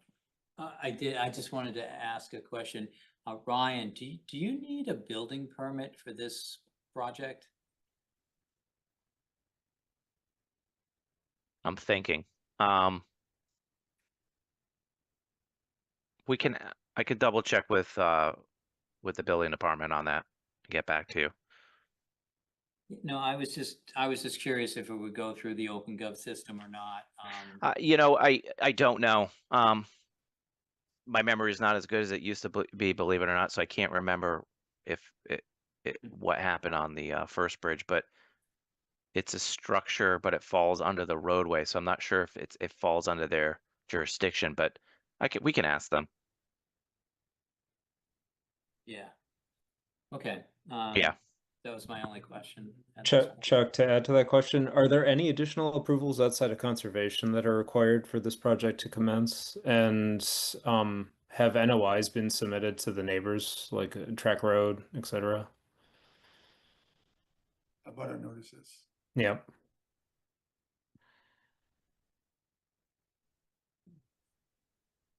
I believe all the abutter notices have went out to the to whatever the requirement is. Yes. Okay. And That's correct. And in terms of permitting, is it just conservation at this point and the building permit question from Chuck, or is there any other department? So, that's a great question. We went through about 2 years of permitting with Mass DOT. Jeff, is that about right? And Sounds about right. yeah, their structural review changed a few times, and their hydraulic requirements changed as well on the bridge. So that was the biggest one. We have that structural adequacy stamp for this, so we're all set through Mass DOT's perspective. Anything else regarding this falls in the public right away, which would fall, believe it or not, under engineering and DPW, but those are generally street opening permits and things of that nature. And this would fall under a contract, which is going to carry a higher insurance requirement. So no, I don't think, outside of not being clear about whether it requires a building permit, which I don't think it does because it's in a public way, but we could clarify that and make sure that we obtain those permits if need be. 28 certified abutter list notifications went out. And that was Chuck, that was for this hearing that we've opened for our conservation one? This for the last hearing. That was when they're Oh, for the notified. first meeting that we had 2 weeks ago? But this Yes. project, yes. Okay, thank you. Okay, any other question from the commission before we decide next steps? Is the next step deciding whether it's a 1053? Actually, that would be part of the question, Yeah. the next step, so. So any questions, comments? In fact, you have anything more you want to add before we get to next steps? No, Brian, is there public comment at all? That's a fine question. Thank you for reminding me. There's Mhm. nobody in the room here, so that's easy. Is there anybody on Zoom who has a question or comment? just raise your hand, use that raise hand function. We'll let you into the meeting to talk.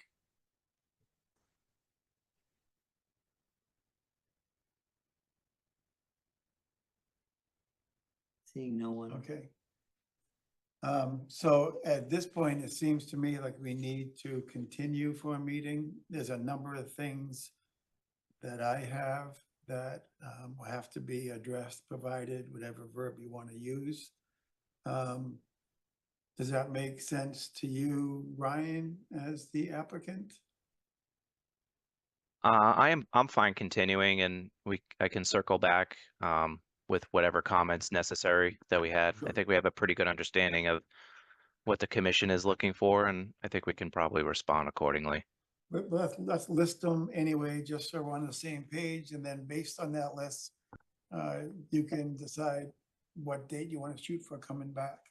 So what I have is the adjustment to filing under 1053-8 rather than 1053-3. From my opinion, you might as well just remove any mention of 1053-3, but you can decide how you want to do that as long as it's clear that you're filing it under 1053-8. The next item I have is plan information, some details about the saving of the tree conversation that we had. How were we done? Just something we can look at so we can be comfortable with the process and the likelihood of success. Then we have information, a number of pieces of information about the curtain, turbidity curtain, what type you're thinking about, what's the anchoring, just some plan details for how that's actually going to work. From our perspective, we need to give some thought to what other mitigation we might ask for instead of replacement trees. We had a bit of a conversation today, but I think we need to noodle on that a little bit more from our own perspective. Chuck, do you have anything more than that? Yeah, I wrote down the applicant has to document that he'll plant a tree for every 6-inch diameter tree that they remove. A detail needed for new flood storage design that would save the tree. I think you mentioned I that. did, yeah. Mass dot, remove and replace document to review. You mentioned about the details on the turbidity curtain.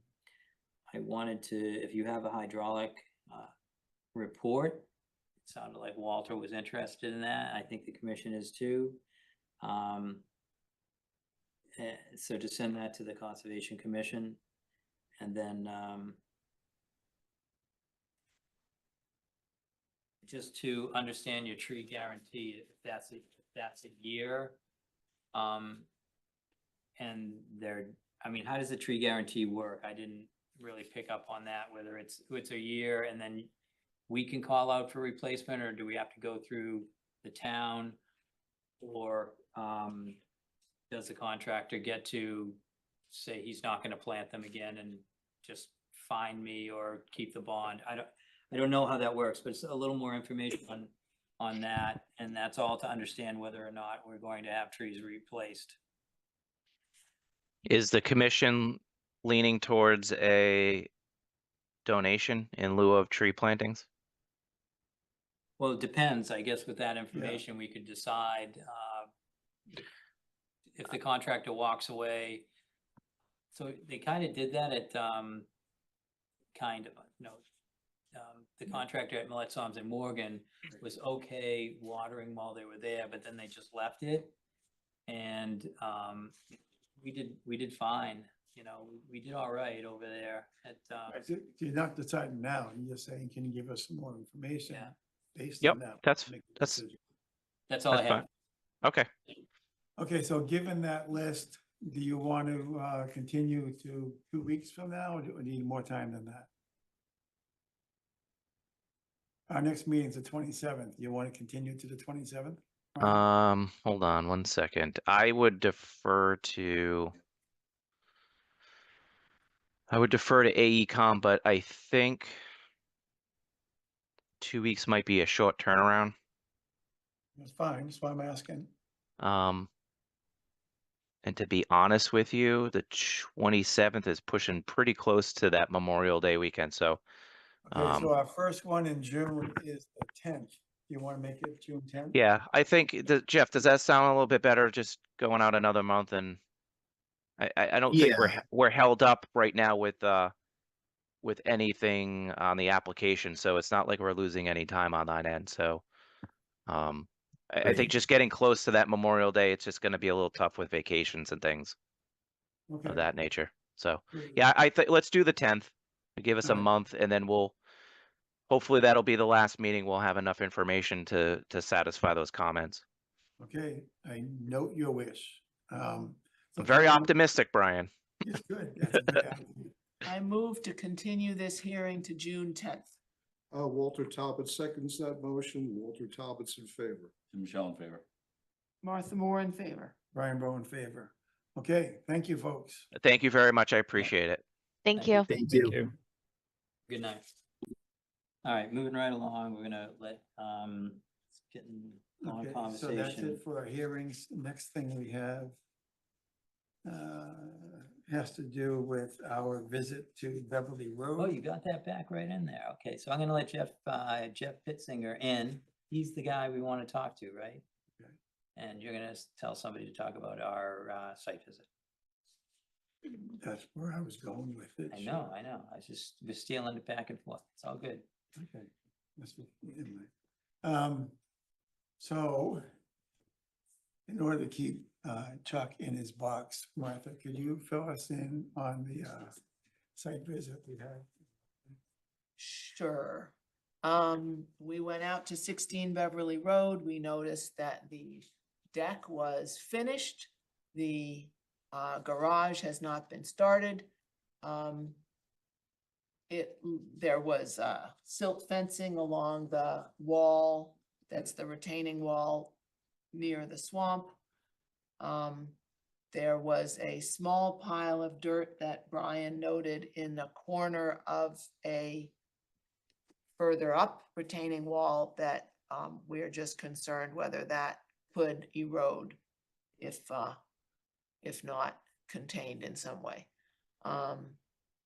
We were told that at the end of the project that will be removed, and in the meantime, he'll keep an eye on it to look for signs of erosion, and then do something to contain it. Yeah, the yard waste that had been at the bottom of the big retaining wall had been removed, and the plants that we had requested had been planted. We did not go down to look at them closely, but looking over the wall, they looked like they were doing okay. We saw the rocks underneath the outflow pipe because we were there before. There had been erosion at that location. Bottom line is we didn't see any issues. And explained to us that although the conservation permit covers the whole project, the building permit covered the first part of it, the deck, and that's why he's looking for closure on this part of it. And so. And an extension to be able to do the next part, right? That's what we're really looking for, is an extension. What I say? Yeah, so Jeb reached out and said that he would like a 2-year extension based on his timing of what he thinks he can do. So that's the request. But it's also because we haven't issued we haven't issued a certificate of compliance. I need your permission to sign off on the occupancy permit for the deck. So that has to be part of the vote. So the vote is twofold. One, do we authorize a 2-year extension? And 2 is, do we authorize Chuck to sign off on the occupancy certificate? Have a motion to that effect, please. Should we vote them separately, or is it all one unit? I think it's all one unit. Okay. So moved. Okay. Walter Talbot seconds. Walter Talbot's in favor. Tim Michelle in favor. Martha Moore in favor. Brian Bowe in favor. So Jeb, I would only let you know that there's a fee associated with the extension.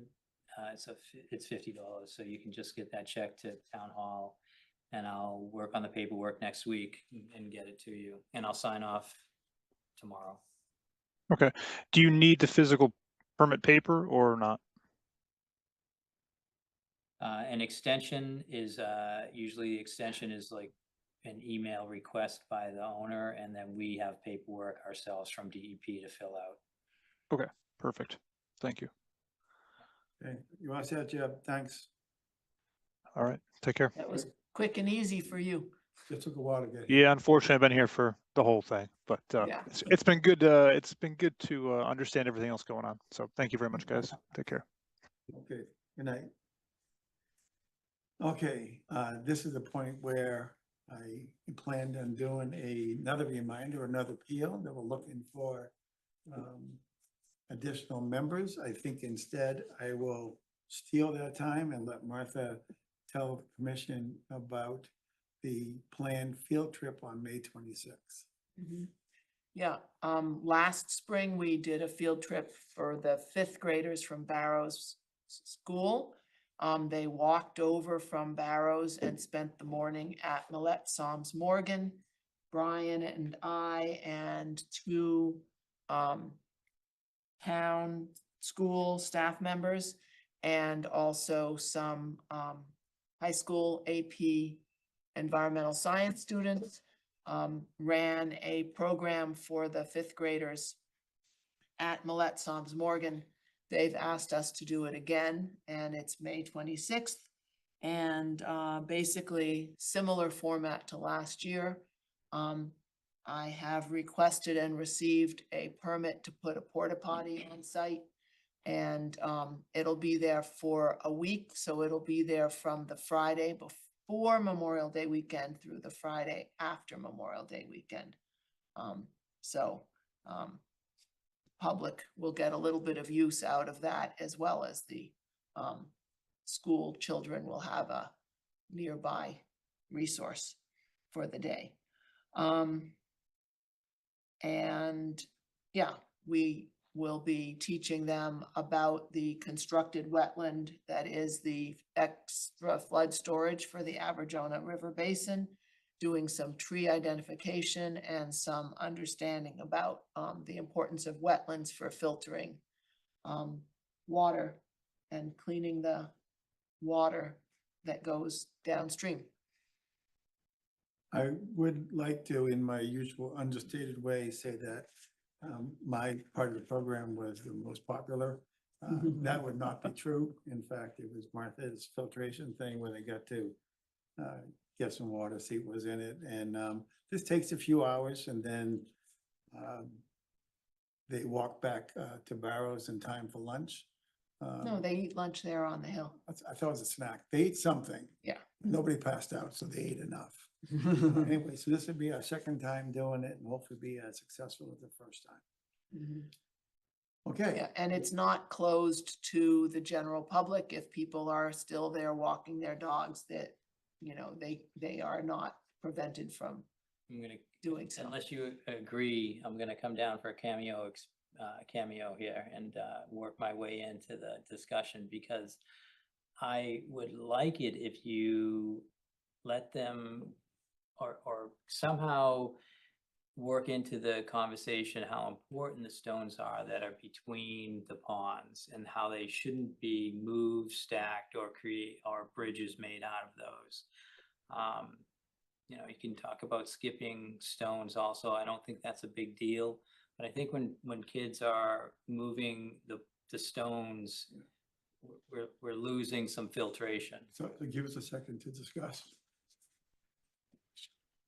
Mm-hmm. So actually, if you wanted to come down and do a cameo, that's fine by me. Otherwise, you can tell us what it is you would say and we can add it to one of the. All right, well, I'll suspenseful. I'll see if I can make it. I mean, if you want the angry neighbor, I can also be there too. I have some availability. I don't know. Walter, do you want to come down also? Stick by the porta potty. put Tim, quarters. how you doing? You want to come on down for this? Okay, anyway, so it It's was a good it's a time. Tuesday. The kids I'll be in all had a blast. one of the I 50 did states. take some pictures. I can't use them because it shows kids' faces, but I'm gonna try this year and get people's backs or something so we can have it in our annual report showing a successful event at Millette Psalms. Well, I'll take on the stone situation. probably be a really quick conversation, but, Okay. All right, moving right on, the next topic. Second annual Green Communities Garden Party is Thursday, June 18th at the library in the community room downstairs from 6 to 8. We will have a table. I will be there for sure. At this point, I forget who else said they can be there. I think Martha, you said an hour or I can be something. there You can for at make least it. an hour. If somebody else wanted to come down, it's great. Is it? 18th Thursday, the June. 18th, June 18th. 6 to 8. So I guess we could say we do have it covered. It's always useful to have other people in case somebody gets tied up in a conversation. They can talk to anybody else who's walking by. Next, Friends and Family Day, June 20th.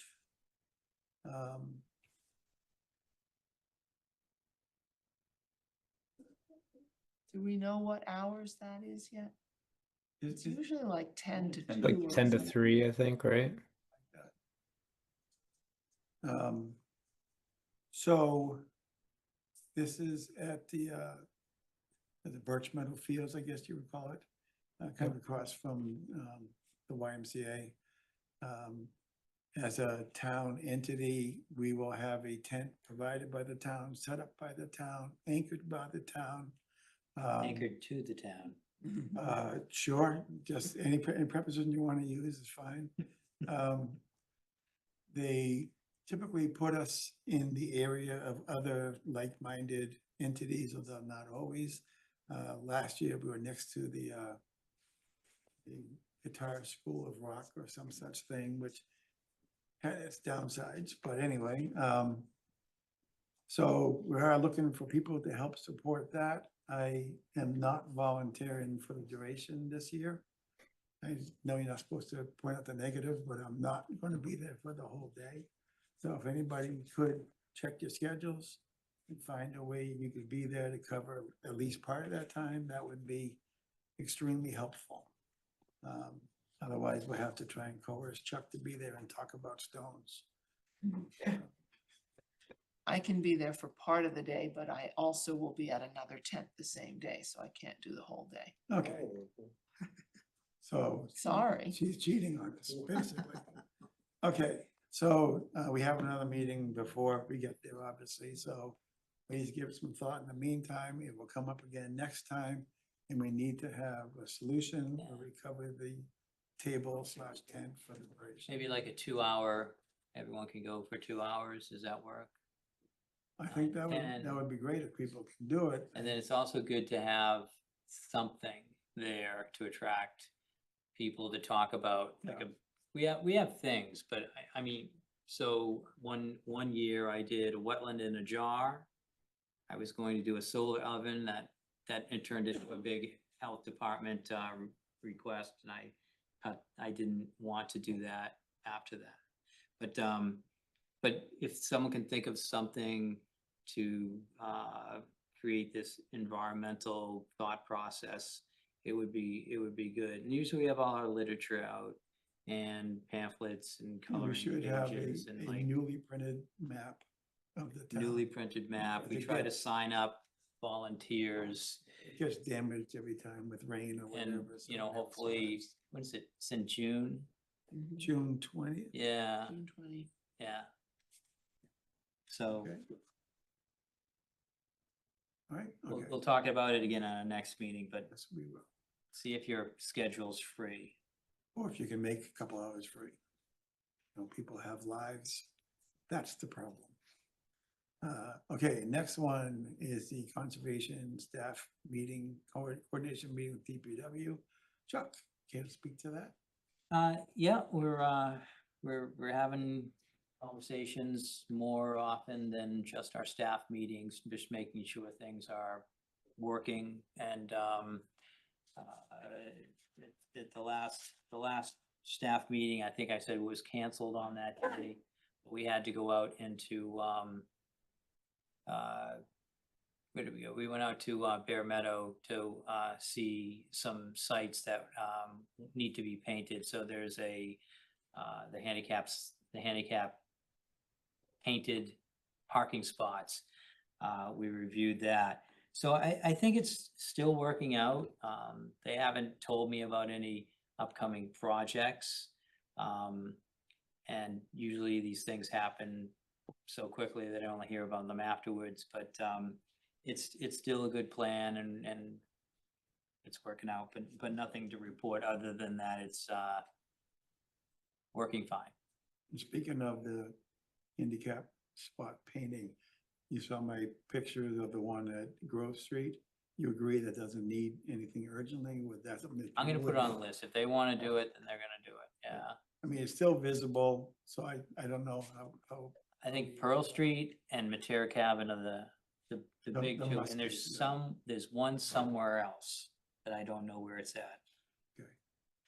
All right, next one is a bare meadow habitat area planting assessment. You or Joe want to cover that? Joe, do you want to speak up on I think- that? It was just our site visit and walk with Carl. Yeah, I think we covered that during the last meeting, but as a follow-up, Chuck, I guess the question I had for you was, have we gotten a follow-up plan from Carl at all for the topics we discussed? So some of the No. tree replacements, the warranty, any additional plantings that we had for the the 4 gardens. We did not. Okay. I don't think, so we went up there on April 27th, Correct. April 21st. It was right, I thought it was right before our conservation meeting on the Yep, you're right. 23rd. Yeah, so Carl said he'd reach out to find out if they would honor our guarantee. So we're within that year period, so we're hoping to pick up 10 plants to replant. And he also said that he'd come up with a plan of what to do because he recommends some fertilizer in that area, organic fertilizer. That's what we're gonna be using. All that needs to be purchased. Is he gonna check with the company on replacements? Yes, he Is said he he would. is he gonna ask if they would consider giving us different plants as replacements? Yeah, Because of, 100%, because obviously we know what doesn't work there. sure. Basically, one species is everything that died, Okay, so. yeah, I figured you would have covered that, but I wasn't sure. Yeah. And then Chuck, for the watering plan for this coming season, do we have kind of like a next step for contacting either DPW to get the hookups again for the fire hydrant, so that we can start hooking up hoses and setting up our, sprinkler system or That call has been placed and Okay. I was there yesterday and I didn't see that it was hooked up. Okay. But we're getting some rain, so I think we still have time. Yep. We're not But getting a lot of. we're gonna have to get back together, all of us, and just put the hoses out, because that can happen. It would be best to do that before the grass starts growing. And Well, they just mowed, right? they mowed, they have a little more to do, but for the most part, the mowing's been completed this year until the fall. Okay. I thought we had changed it to once a year mowing. We did In the spring. in the spring. Then why did you say until the fall? There's a section that was too wet that they have to come back and get, and I'm not saying that they're gonna come back and do it. Maybe I'm going to do it with a aggressive weed whacker or something like that, but it's a big area, but we don't want the woody That's fine. I just vegetation to wanted make grow sure that I in. remembered properly that we changed it to once a year. Okay, that's it for that. Then brings us to violation notices. Actually, I have 2 more things on that list that you didn't get on the list. Just a comment, the parking lot behind, Market Basket, in the winter, the conservation granite bounds had been knocked over. I saw that at least 2 of them are now straight up again. So somebody did go and fix the granite bounds with the conservation diamonds on them. Yeah, I reached out to, when you called, I reached out, and so we know all the contacts for most people around town now. And that I was able to get to her name's Jamie or Joni. And she put it to her site person who said that he had planned to do it all along. Oh, good. So Okay, well, I noticed a couple of times that I shopped that they were down, and then the most recent time I was there, they were up. I always like letting people know that we're watching. Yeah. Okay, I mean, they have a crew and everything. It's no big deal for them to make sure that place is in operating condition. okay, and then my other thing, when we were talking dates, I'd like to just remind people that the Porch Fest is June 27th, and I hope we are gonna sign up to have a Porch Fest at the Matera Cabin Yeah. Pavilion. Yeah, I think that and I think there's a little ambiguity about what's going on at Millette Soms and Morgan, but I know Joe talked about something, and if they don't do it, I wanted to do something at Millette Soms, but there's likely two on conservation land, so. Okay. So we know how to do it at the pavilion as far as running power cords and what have up there. What would we do at Millette Soms for power? Right, so last year, a group who lived as an abutter to Millette Soms and Morgan had just did it on their porch or out in their yard. Okay. I think they found out that that wasn't great. Joe, you talked to them. Do you want to take over from here? Well, yeah, I think for Porch Fest last year we had some inclement weather coming in, so they had moved from. I think they were going to have on so near one of the stands, informational stands at one of the corners. They were going to have folks stand there, sit there, kind of in Millette Somes, and then they were going to play from their backyard or from their deck. They moved it underneath their deck and had everybody standing on their property instead when it started to rain. Um, but I believe, Chuck, we've talked about two locations at Millette Somes, like either off of the parking lot or at the peninsula between the two main ponds, having some sort of setup there. In terms of power, it would probably have to be some sort of generator. But we didn't really get that far considering I think we were also thinking about maybe just doing instrumentals or woodwinds or something that doesn't have as much of a power draw, if we do it inside the conservation land rather than like adjacent to it. But I didn't want to take any of the energy away from the people that did it last year, so that's where. Absolutely not. That's Yeah. where we haven't really gone anywhere with this. I think someone has to reach out. I probably have their email information. I mean, they're my neighbor. I can talk to them, Chuck, too. We were originally going to maybe move it over to my property and have it on my trail that connects down. But that didn't really go anywhere so far. So I can reach out to them. So what would you do if it did end up being at Millette Soms itself, as far as keeping people trampling the grass down to the water line and things like Well, that? we did it last year. I put up some tape last year, but it wasn't, I don't know, it doesn't sound like there was a lot of people. No one used it. Yeah, it was raining and it was too far away and all that. So I think the idea is to bring it closer.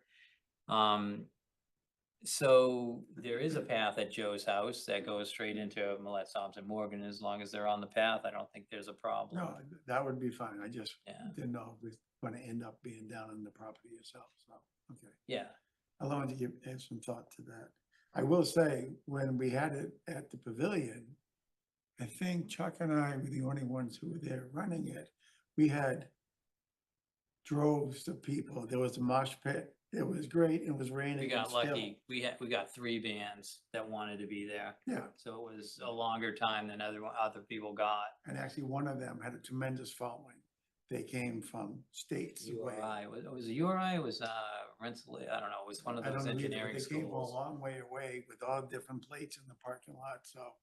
Did you- It was a good day even with the rain. Did you use the restrooms at Matera for that at all, or did you keep it Yes. closed? Did we? Okay. I don't Maybe remember we can that. get a porta potty or something like 100%, I that. don't in parking remember lot. that. Okay, maybe you shouldn't remember it then. But we ran the power from the cabin, from the outlets at the back So maybe we should grab the porta potty from, bring it up to, yeah. No, I But it would don't, be good, it would be good to know if we can use the power from it at least. I know if we don't have the permit for the building, if it could still run power or, have any exemptions there. I don't think we need that. Yeah, that's our building. We can definitely move, we'll run power up, but I don't think people can go in. Yeah, we can't. Not even, I don't think. People can't go in, but we can run power up. Okay, that's great. Yeah. Yeah. And we So can- I we think, can I run think water. the Porch Fest at Matera is, we just have to request it. So we know what we're doing. It's, no issues. But I think that we have to kind of keep working through Millette Soms and Morgan. So why don't you reach out? Yep. You say I take over? Oh my God. Why don't you reach out and find out where they're at and, Sure. let's find out. I don't want to I don't think there's room for two, especially if it's at kind of more center where your house is. So, I agree. I think there needs to be more thought for that location. If we do the parking lot, I think that's going to be a lot easier to manage. The parking lot and the hill overlooking the parking lot might be nice. maybe Mike can help with that. Behind Mike's property. Yeah. Okay. Okay, do you have any other additions? it. Are you sure? Yep. Okay. So then that brings us to the violation notices. I do have one update, 445 Pearl Street. When I went by recently, he has in fact got back to it.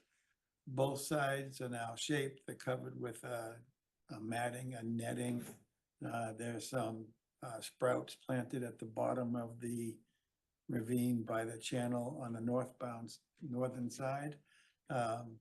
It's an improvement. I wouldn't say it's done yet, but certainly it's come a long way, so. I guess we need to continue to keep an eye on it, but it's progressing. Which is good. So, and I Yeah. think that it's progressing because we're keeping an eye on it. So, Okay, and then, do you have anything in the administrative report, Chuck? yeah. So I think that everyone here knows, or maybe they don't know, that CPA passed at town meeting, which is great. It's wonderful.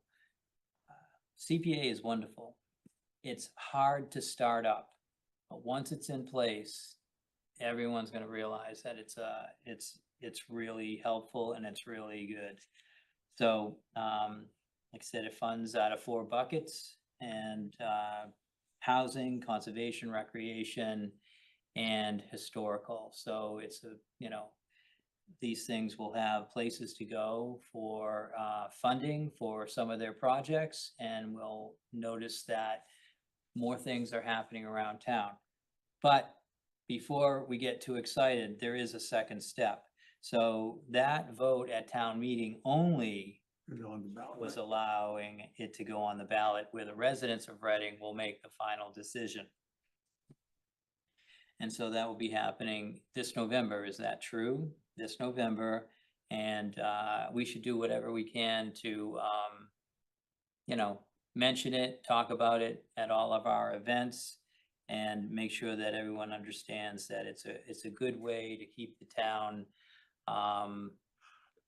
parks and conservation areas, historical sites, housing, up to date and in good shape with repairs, although you can't do repairs with real fixes.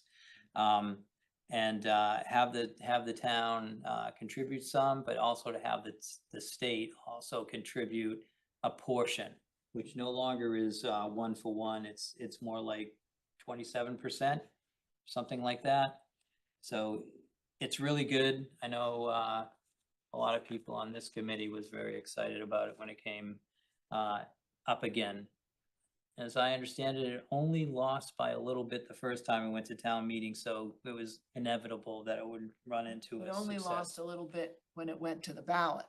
The ballot. To the yeah. ballot The the last ballot time. was really Correct. close last time. Okay, Town meeting voted it in, it went on the ballot. It was a very close call on the ballot last time. This time at town meeting, it was like 106 to 60 that people voted to put it on the ballot. So it seems like might be time. It's a tough ballot year, but just leave it at CPA discussion, but there's other things that are gonna be on the ballot too, but, yeah, Community Preservation Act. Most towns in Massachusetts are in it, and that's not and that's not by mistake. Okay. What's that? That's it. All right, minutes for approval, both of these we can approve, we've had them for a while. We have a motion to approve minutes for April 8th. So moved. Walter Talbot seconds, Walter Talbot's in favor. Tim Michelle in favor. Martha Moore in favor. Brian Bowe in favor. I have a motion to approve the minutes for April 22nd. So moved. Walter Talbot seconds, Walter Talbot's in favor. Tim Michelle in favor. Martha Moore in favor. Brian Bowe in favor, and we are caught up. Oh, yeah, I'll get it. There's two people on for 1295 Main Street to talk about Ah, steps. okay, I'm just gonna let them in now. right, so I can't close the meeting. But that's fine. Chuck, before we move on to that, just from administrator perspective, do we have a change in our liaison for conservation yet from select board, or are we still working through Melissa? Yeah, so I don't know, Brian, you got the email, maybe you didn't read it, but yeah, we were notified this afternoon by Jax, who works in the select board office, that I didn't even know about this. Melissa didn't, I thought it was Melissa, the last town select board meeting. And then we were at the Board of Health last night, so I missed this one, but I did get that notice. And we have Chris Haley is going to be our liaison this year. We're notified of that, so there is that change. Welcome, Chris. And he has asked us to include him in agenda items in any packages we produce. So Yeah, I've worked with Chris on, he came to Millette Soms in Morgan last year, you know, pitched in. Yeah. It was great that he showed up, worked on a conservation project. He's been around, I don't know how long, but he's always been someone to say, you know, hi to me in the hallway and whatnot. So I think it'll be a good relationship moving forward. And I think you'll find that out yourselves also. Communication does have to go through the commission. Right. But So he's an avid photographer. We should ask him to document some of our events. So we can have some pictures to put on annual reports, for example. Yes, that is an obsession of mine now. sure. Okay, we have one last item. It's not on the agenda. This is 1295 On Main Street, Main Street. Chuck will let the person in, already has let the person in. right here. Yeah. Well, actually, I'll let you explain what it is you're looking for. And please introduce yourself and let us know. Yeah, so hi, good evening, everyone. My name is Ahmed, and I am the owner of 1295 Main Street property. My wife Maha is also attending with me this evening. I recently met with Chuck regarding the open conservation file associated with the property, and I appreciate the time and guidance that was provided. My primary purpose tonight is to respectfully request guidance on initiating the review process towards a certificate of compliance. The property has remained stable and well maintained over the years, with no known ongoing environmental concerns or material changes beyond the original scope. I also understand there may be a potential path for the Commission to consider substantial compliance, depending on the review of the file and site conditions. I appreciate that some members of the Commission may already be familiar with the project history and long-term site condition, and I hope that that context may help support practical review process. I would also note that the project holdback and security deposit was previously released, which I understand reflected the stable condition and ongoing maintenance for the property over time. My family and I have truly enjoyed living in Reading, but I recently accepted a work relocation opportunity out of state. And I wanted to proactively work through any remaining administrative matters associated with the property before future ownership.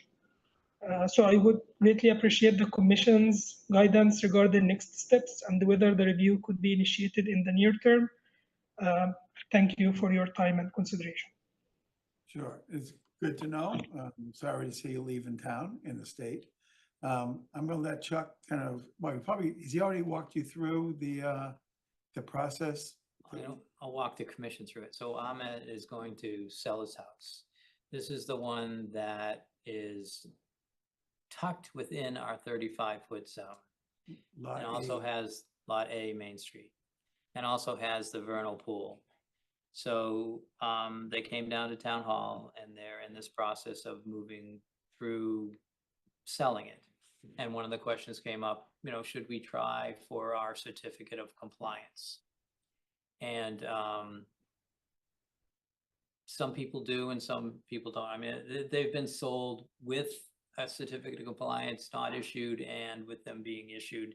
And it seems to be different each time. So I don't have a handle on why it's needed so much on some properties and not so much on other properties.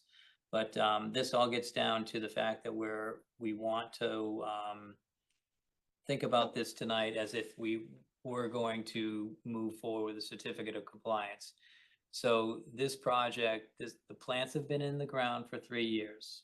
So, and what I'm hearing from the homeowners is that they are substantially alive at this point.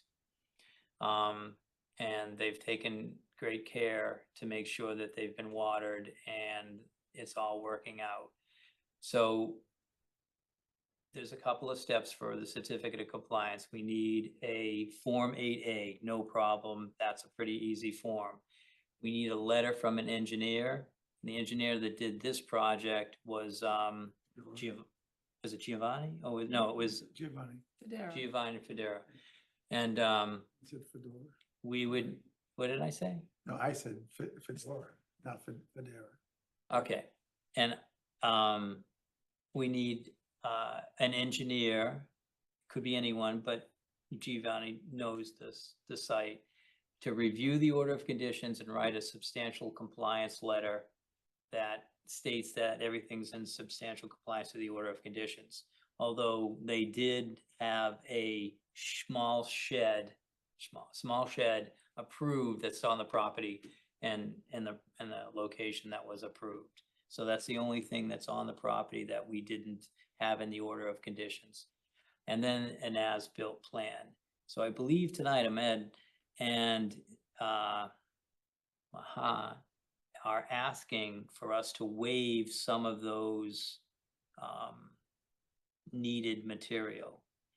And the reason that we talked about at the counter was because the commission had been out there so often and so much during the planting process that they have, what would be the equivalent as an institutional knowledge of the site. So therefore, this wasn't something that they felt like it would be an opportunity to ask if you needed an as-built plan. And what they could provide, which they had to do for the construction of the house, is that the building department does have a as-built plan.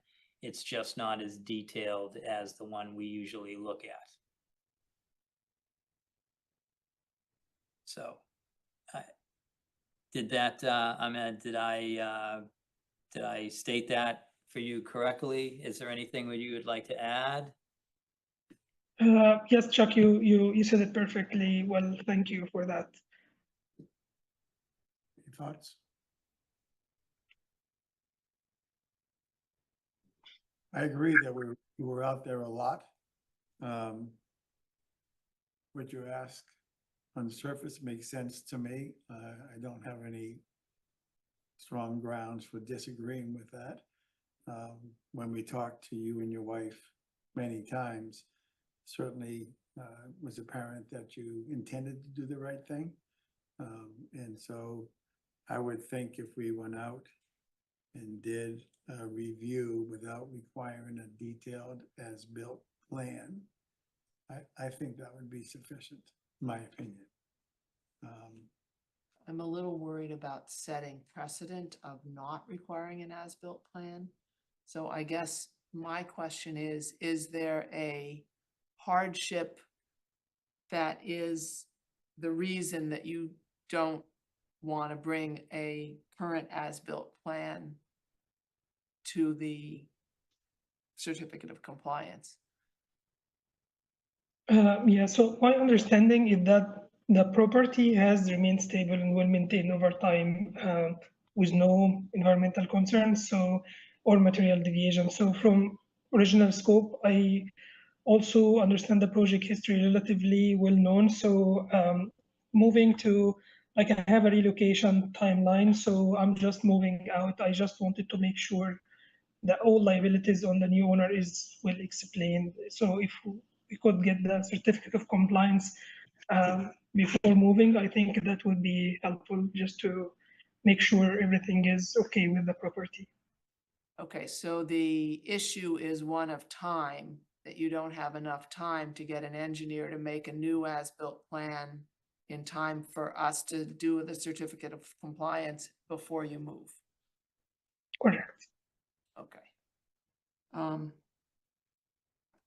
I am pretty sure I have copies of the plans of what was supposed to be put there. So I would feel comfortable taking the plans that I have from when it was built and the as-built plan from when the construction happened and go out there and compare to what's actually growing out there. Because mostly the issue is whether the plantings are in the right places. I'm not questioning whether the house is in the right place. It'd be hard for it not to be in the right place. So we could move forward and, I mean, like, trust but verify.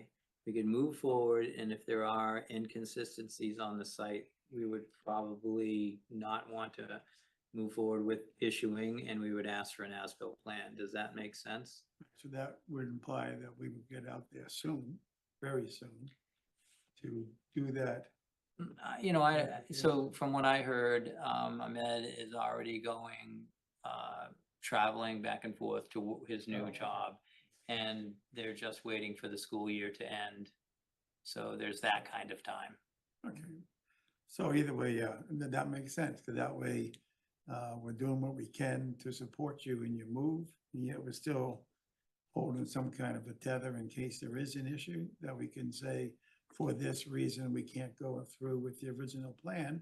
And that way, we have protection, and yet you have a means to move forward. So we could put it on to the meeting for the 27th and go out there on the 25th. Yeah. Which would be the Monday prior to that meeting. That's a Memorial Day, though. Everyone says that. Yeah, hey, I'm free on that day. Isn't that strange? So, is that site visit's gonna be the next day? Is it the next day is gonna be the 26th? That's the field trip day. That's the field trip day. And I think the 25th was also mentioned by Jane as a MBTA site visit too, which could be longer. And I don't know if that's actually happening on Memorial Day, but MBTA, is that our MBTA Culvert Day? the Culvert Day, but that was again mentioned by Jane during the select board meeting yesterday. It hasn't been It won't be that communicated. day. That's all changed. I just Okay. haven't been able to Okay. update anyone. No, in a good way. No, it's not. Oh, it's just been postponed. No, that's yeah, it's Memorial Day. That's why I just want to make sure. Yeah. What about Wednesday, the 27th? I could do that. And I could do that. You're gonna be in Canada, Mike? No, I'm Tim. no, I'm training my new employee at 7 o'clock on the 27th.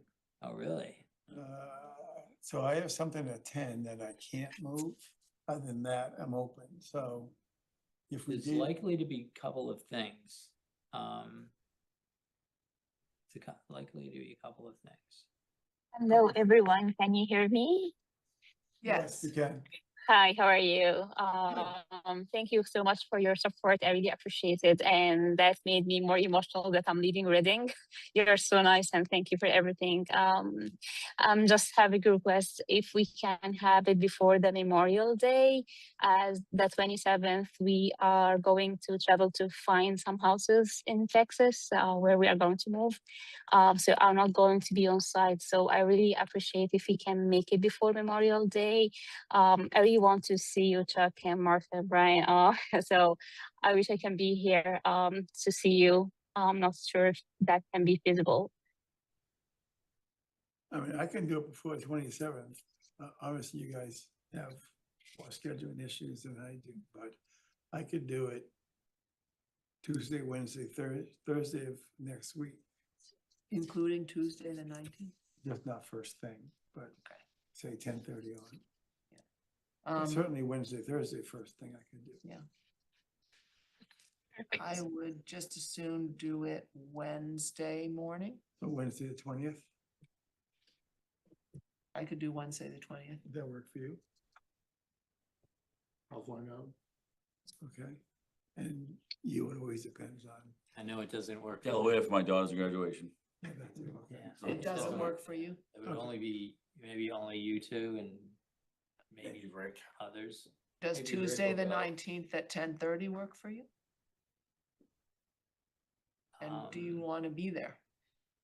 Is it?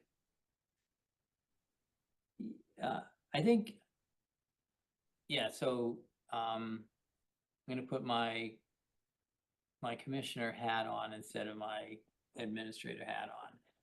It's an outside project. I don't see the need for the homeowner to be there. We can do it anytime we want. It's our review. I think that you could do it on a regular day. I think one of the things that I'm hearing from people about joining the Conservation Commission is there's a lot of site visits and you're just added another one. So I'm not saying we have to fix it this time, but we do want to have consistency. We can go there whenever, but why doesn't after Memorial Day work also? Since I've forgotten when school ends, but it must be June something, right? 22nd, June 22nd. So I think there's time, right? But you were just saying that you have multiple things to do on Wednesday. Yeah, I after can't do Memorial. Wednesday. Let me look at what Tuesday looks like. Right, but you were saying Wednesday, the 27th, we're gonna have more site visits than just this one. I suspect we will, because there's a few things on my calendar right now. So. So that's the question is. It's just because we don't have the Monday. And Yeah. Well, and do we have to take a vote before the June 10th meeting effectively then? So it's either the 27th or the June 10th meeting? for what? Why are we taking a vote for? Certificate of compliance vote. They would like to get a vote before school's out. Well, yeah, or Right. or before they sell their house, which I believe they're having open houses for Well, I this, think- if I'm not mistaken. So if you guys go out on Wednesday, the 20th, is that a problem? I think Martha, you'll be able to manage the, I'll bring my plans. I think that works. I think so too. I mean, this is very much taking an optimistic viewpoint as much as anything, because we saw it so frequently and in such detail. Hmm. I mean, I can probably tell you where the invasives were in the back right, and I can tell you where the piles of debris were. So I think we can have a very good view of whether there's anything amiss Okay. pretty quickly. And so I think we should go with that assumption, and worst case, if we find something, then so be it. There's a reason that it's there. And let's be positive. Let's assume it's gonna work out, and if it doesn't, well, that's on you guys anyway. So Wednesday, the 20th Wednesday, at 20th. 8:30? At 8:30. Does that work? We're gonna see our best two members. Oh, Walter's gonna? No, Walter said he's checking his schedule. Yeah. He didn't know. He did I don't know. You did that. Okay, so let's say, we'd be there 8:30 on Wednesday, the 20th with bells on, All right. Sounds good. okay? That work for you guys? Perfect. Thank you so much. Very much. Yeah, truly appreciate your time, guidance, Yeah. to review like our case. No, So I happy. do think if we are gonna do this, oh, never mind, Chuck won't be there. I was gonna ask you to get coffee for Chuck, but never mind. Can't do Okay, that. you got it. No, he won't be there. It doesn't matter. Okay, I'll be in Thank town. you so much. all right, Okay. thank you. Good night. Thanks. Thank you so much. Yeah, good night. See you. All right. Bye. Anything else? You before we won. You're the adjourn? funniest tonight. That's all. You won. Well, yeah. Not sleeping or something. Okay. That's it. Do anything else? I don't have anything else. I don't think anyone else is here tonight. And so we're ready to close it in. Close it Move up. to adjourn at 9:36. Second. All in favor? Good night. Okay, good night. Good night, everyone. Good night. Good job. Good night. See you, Joe.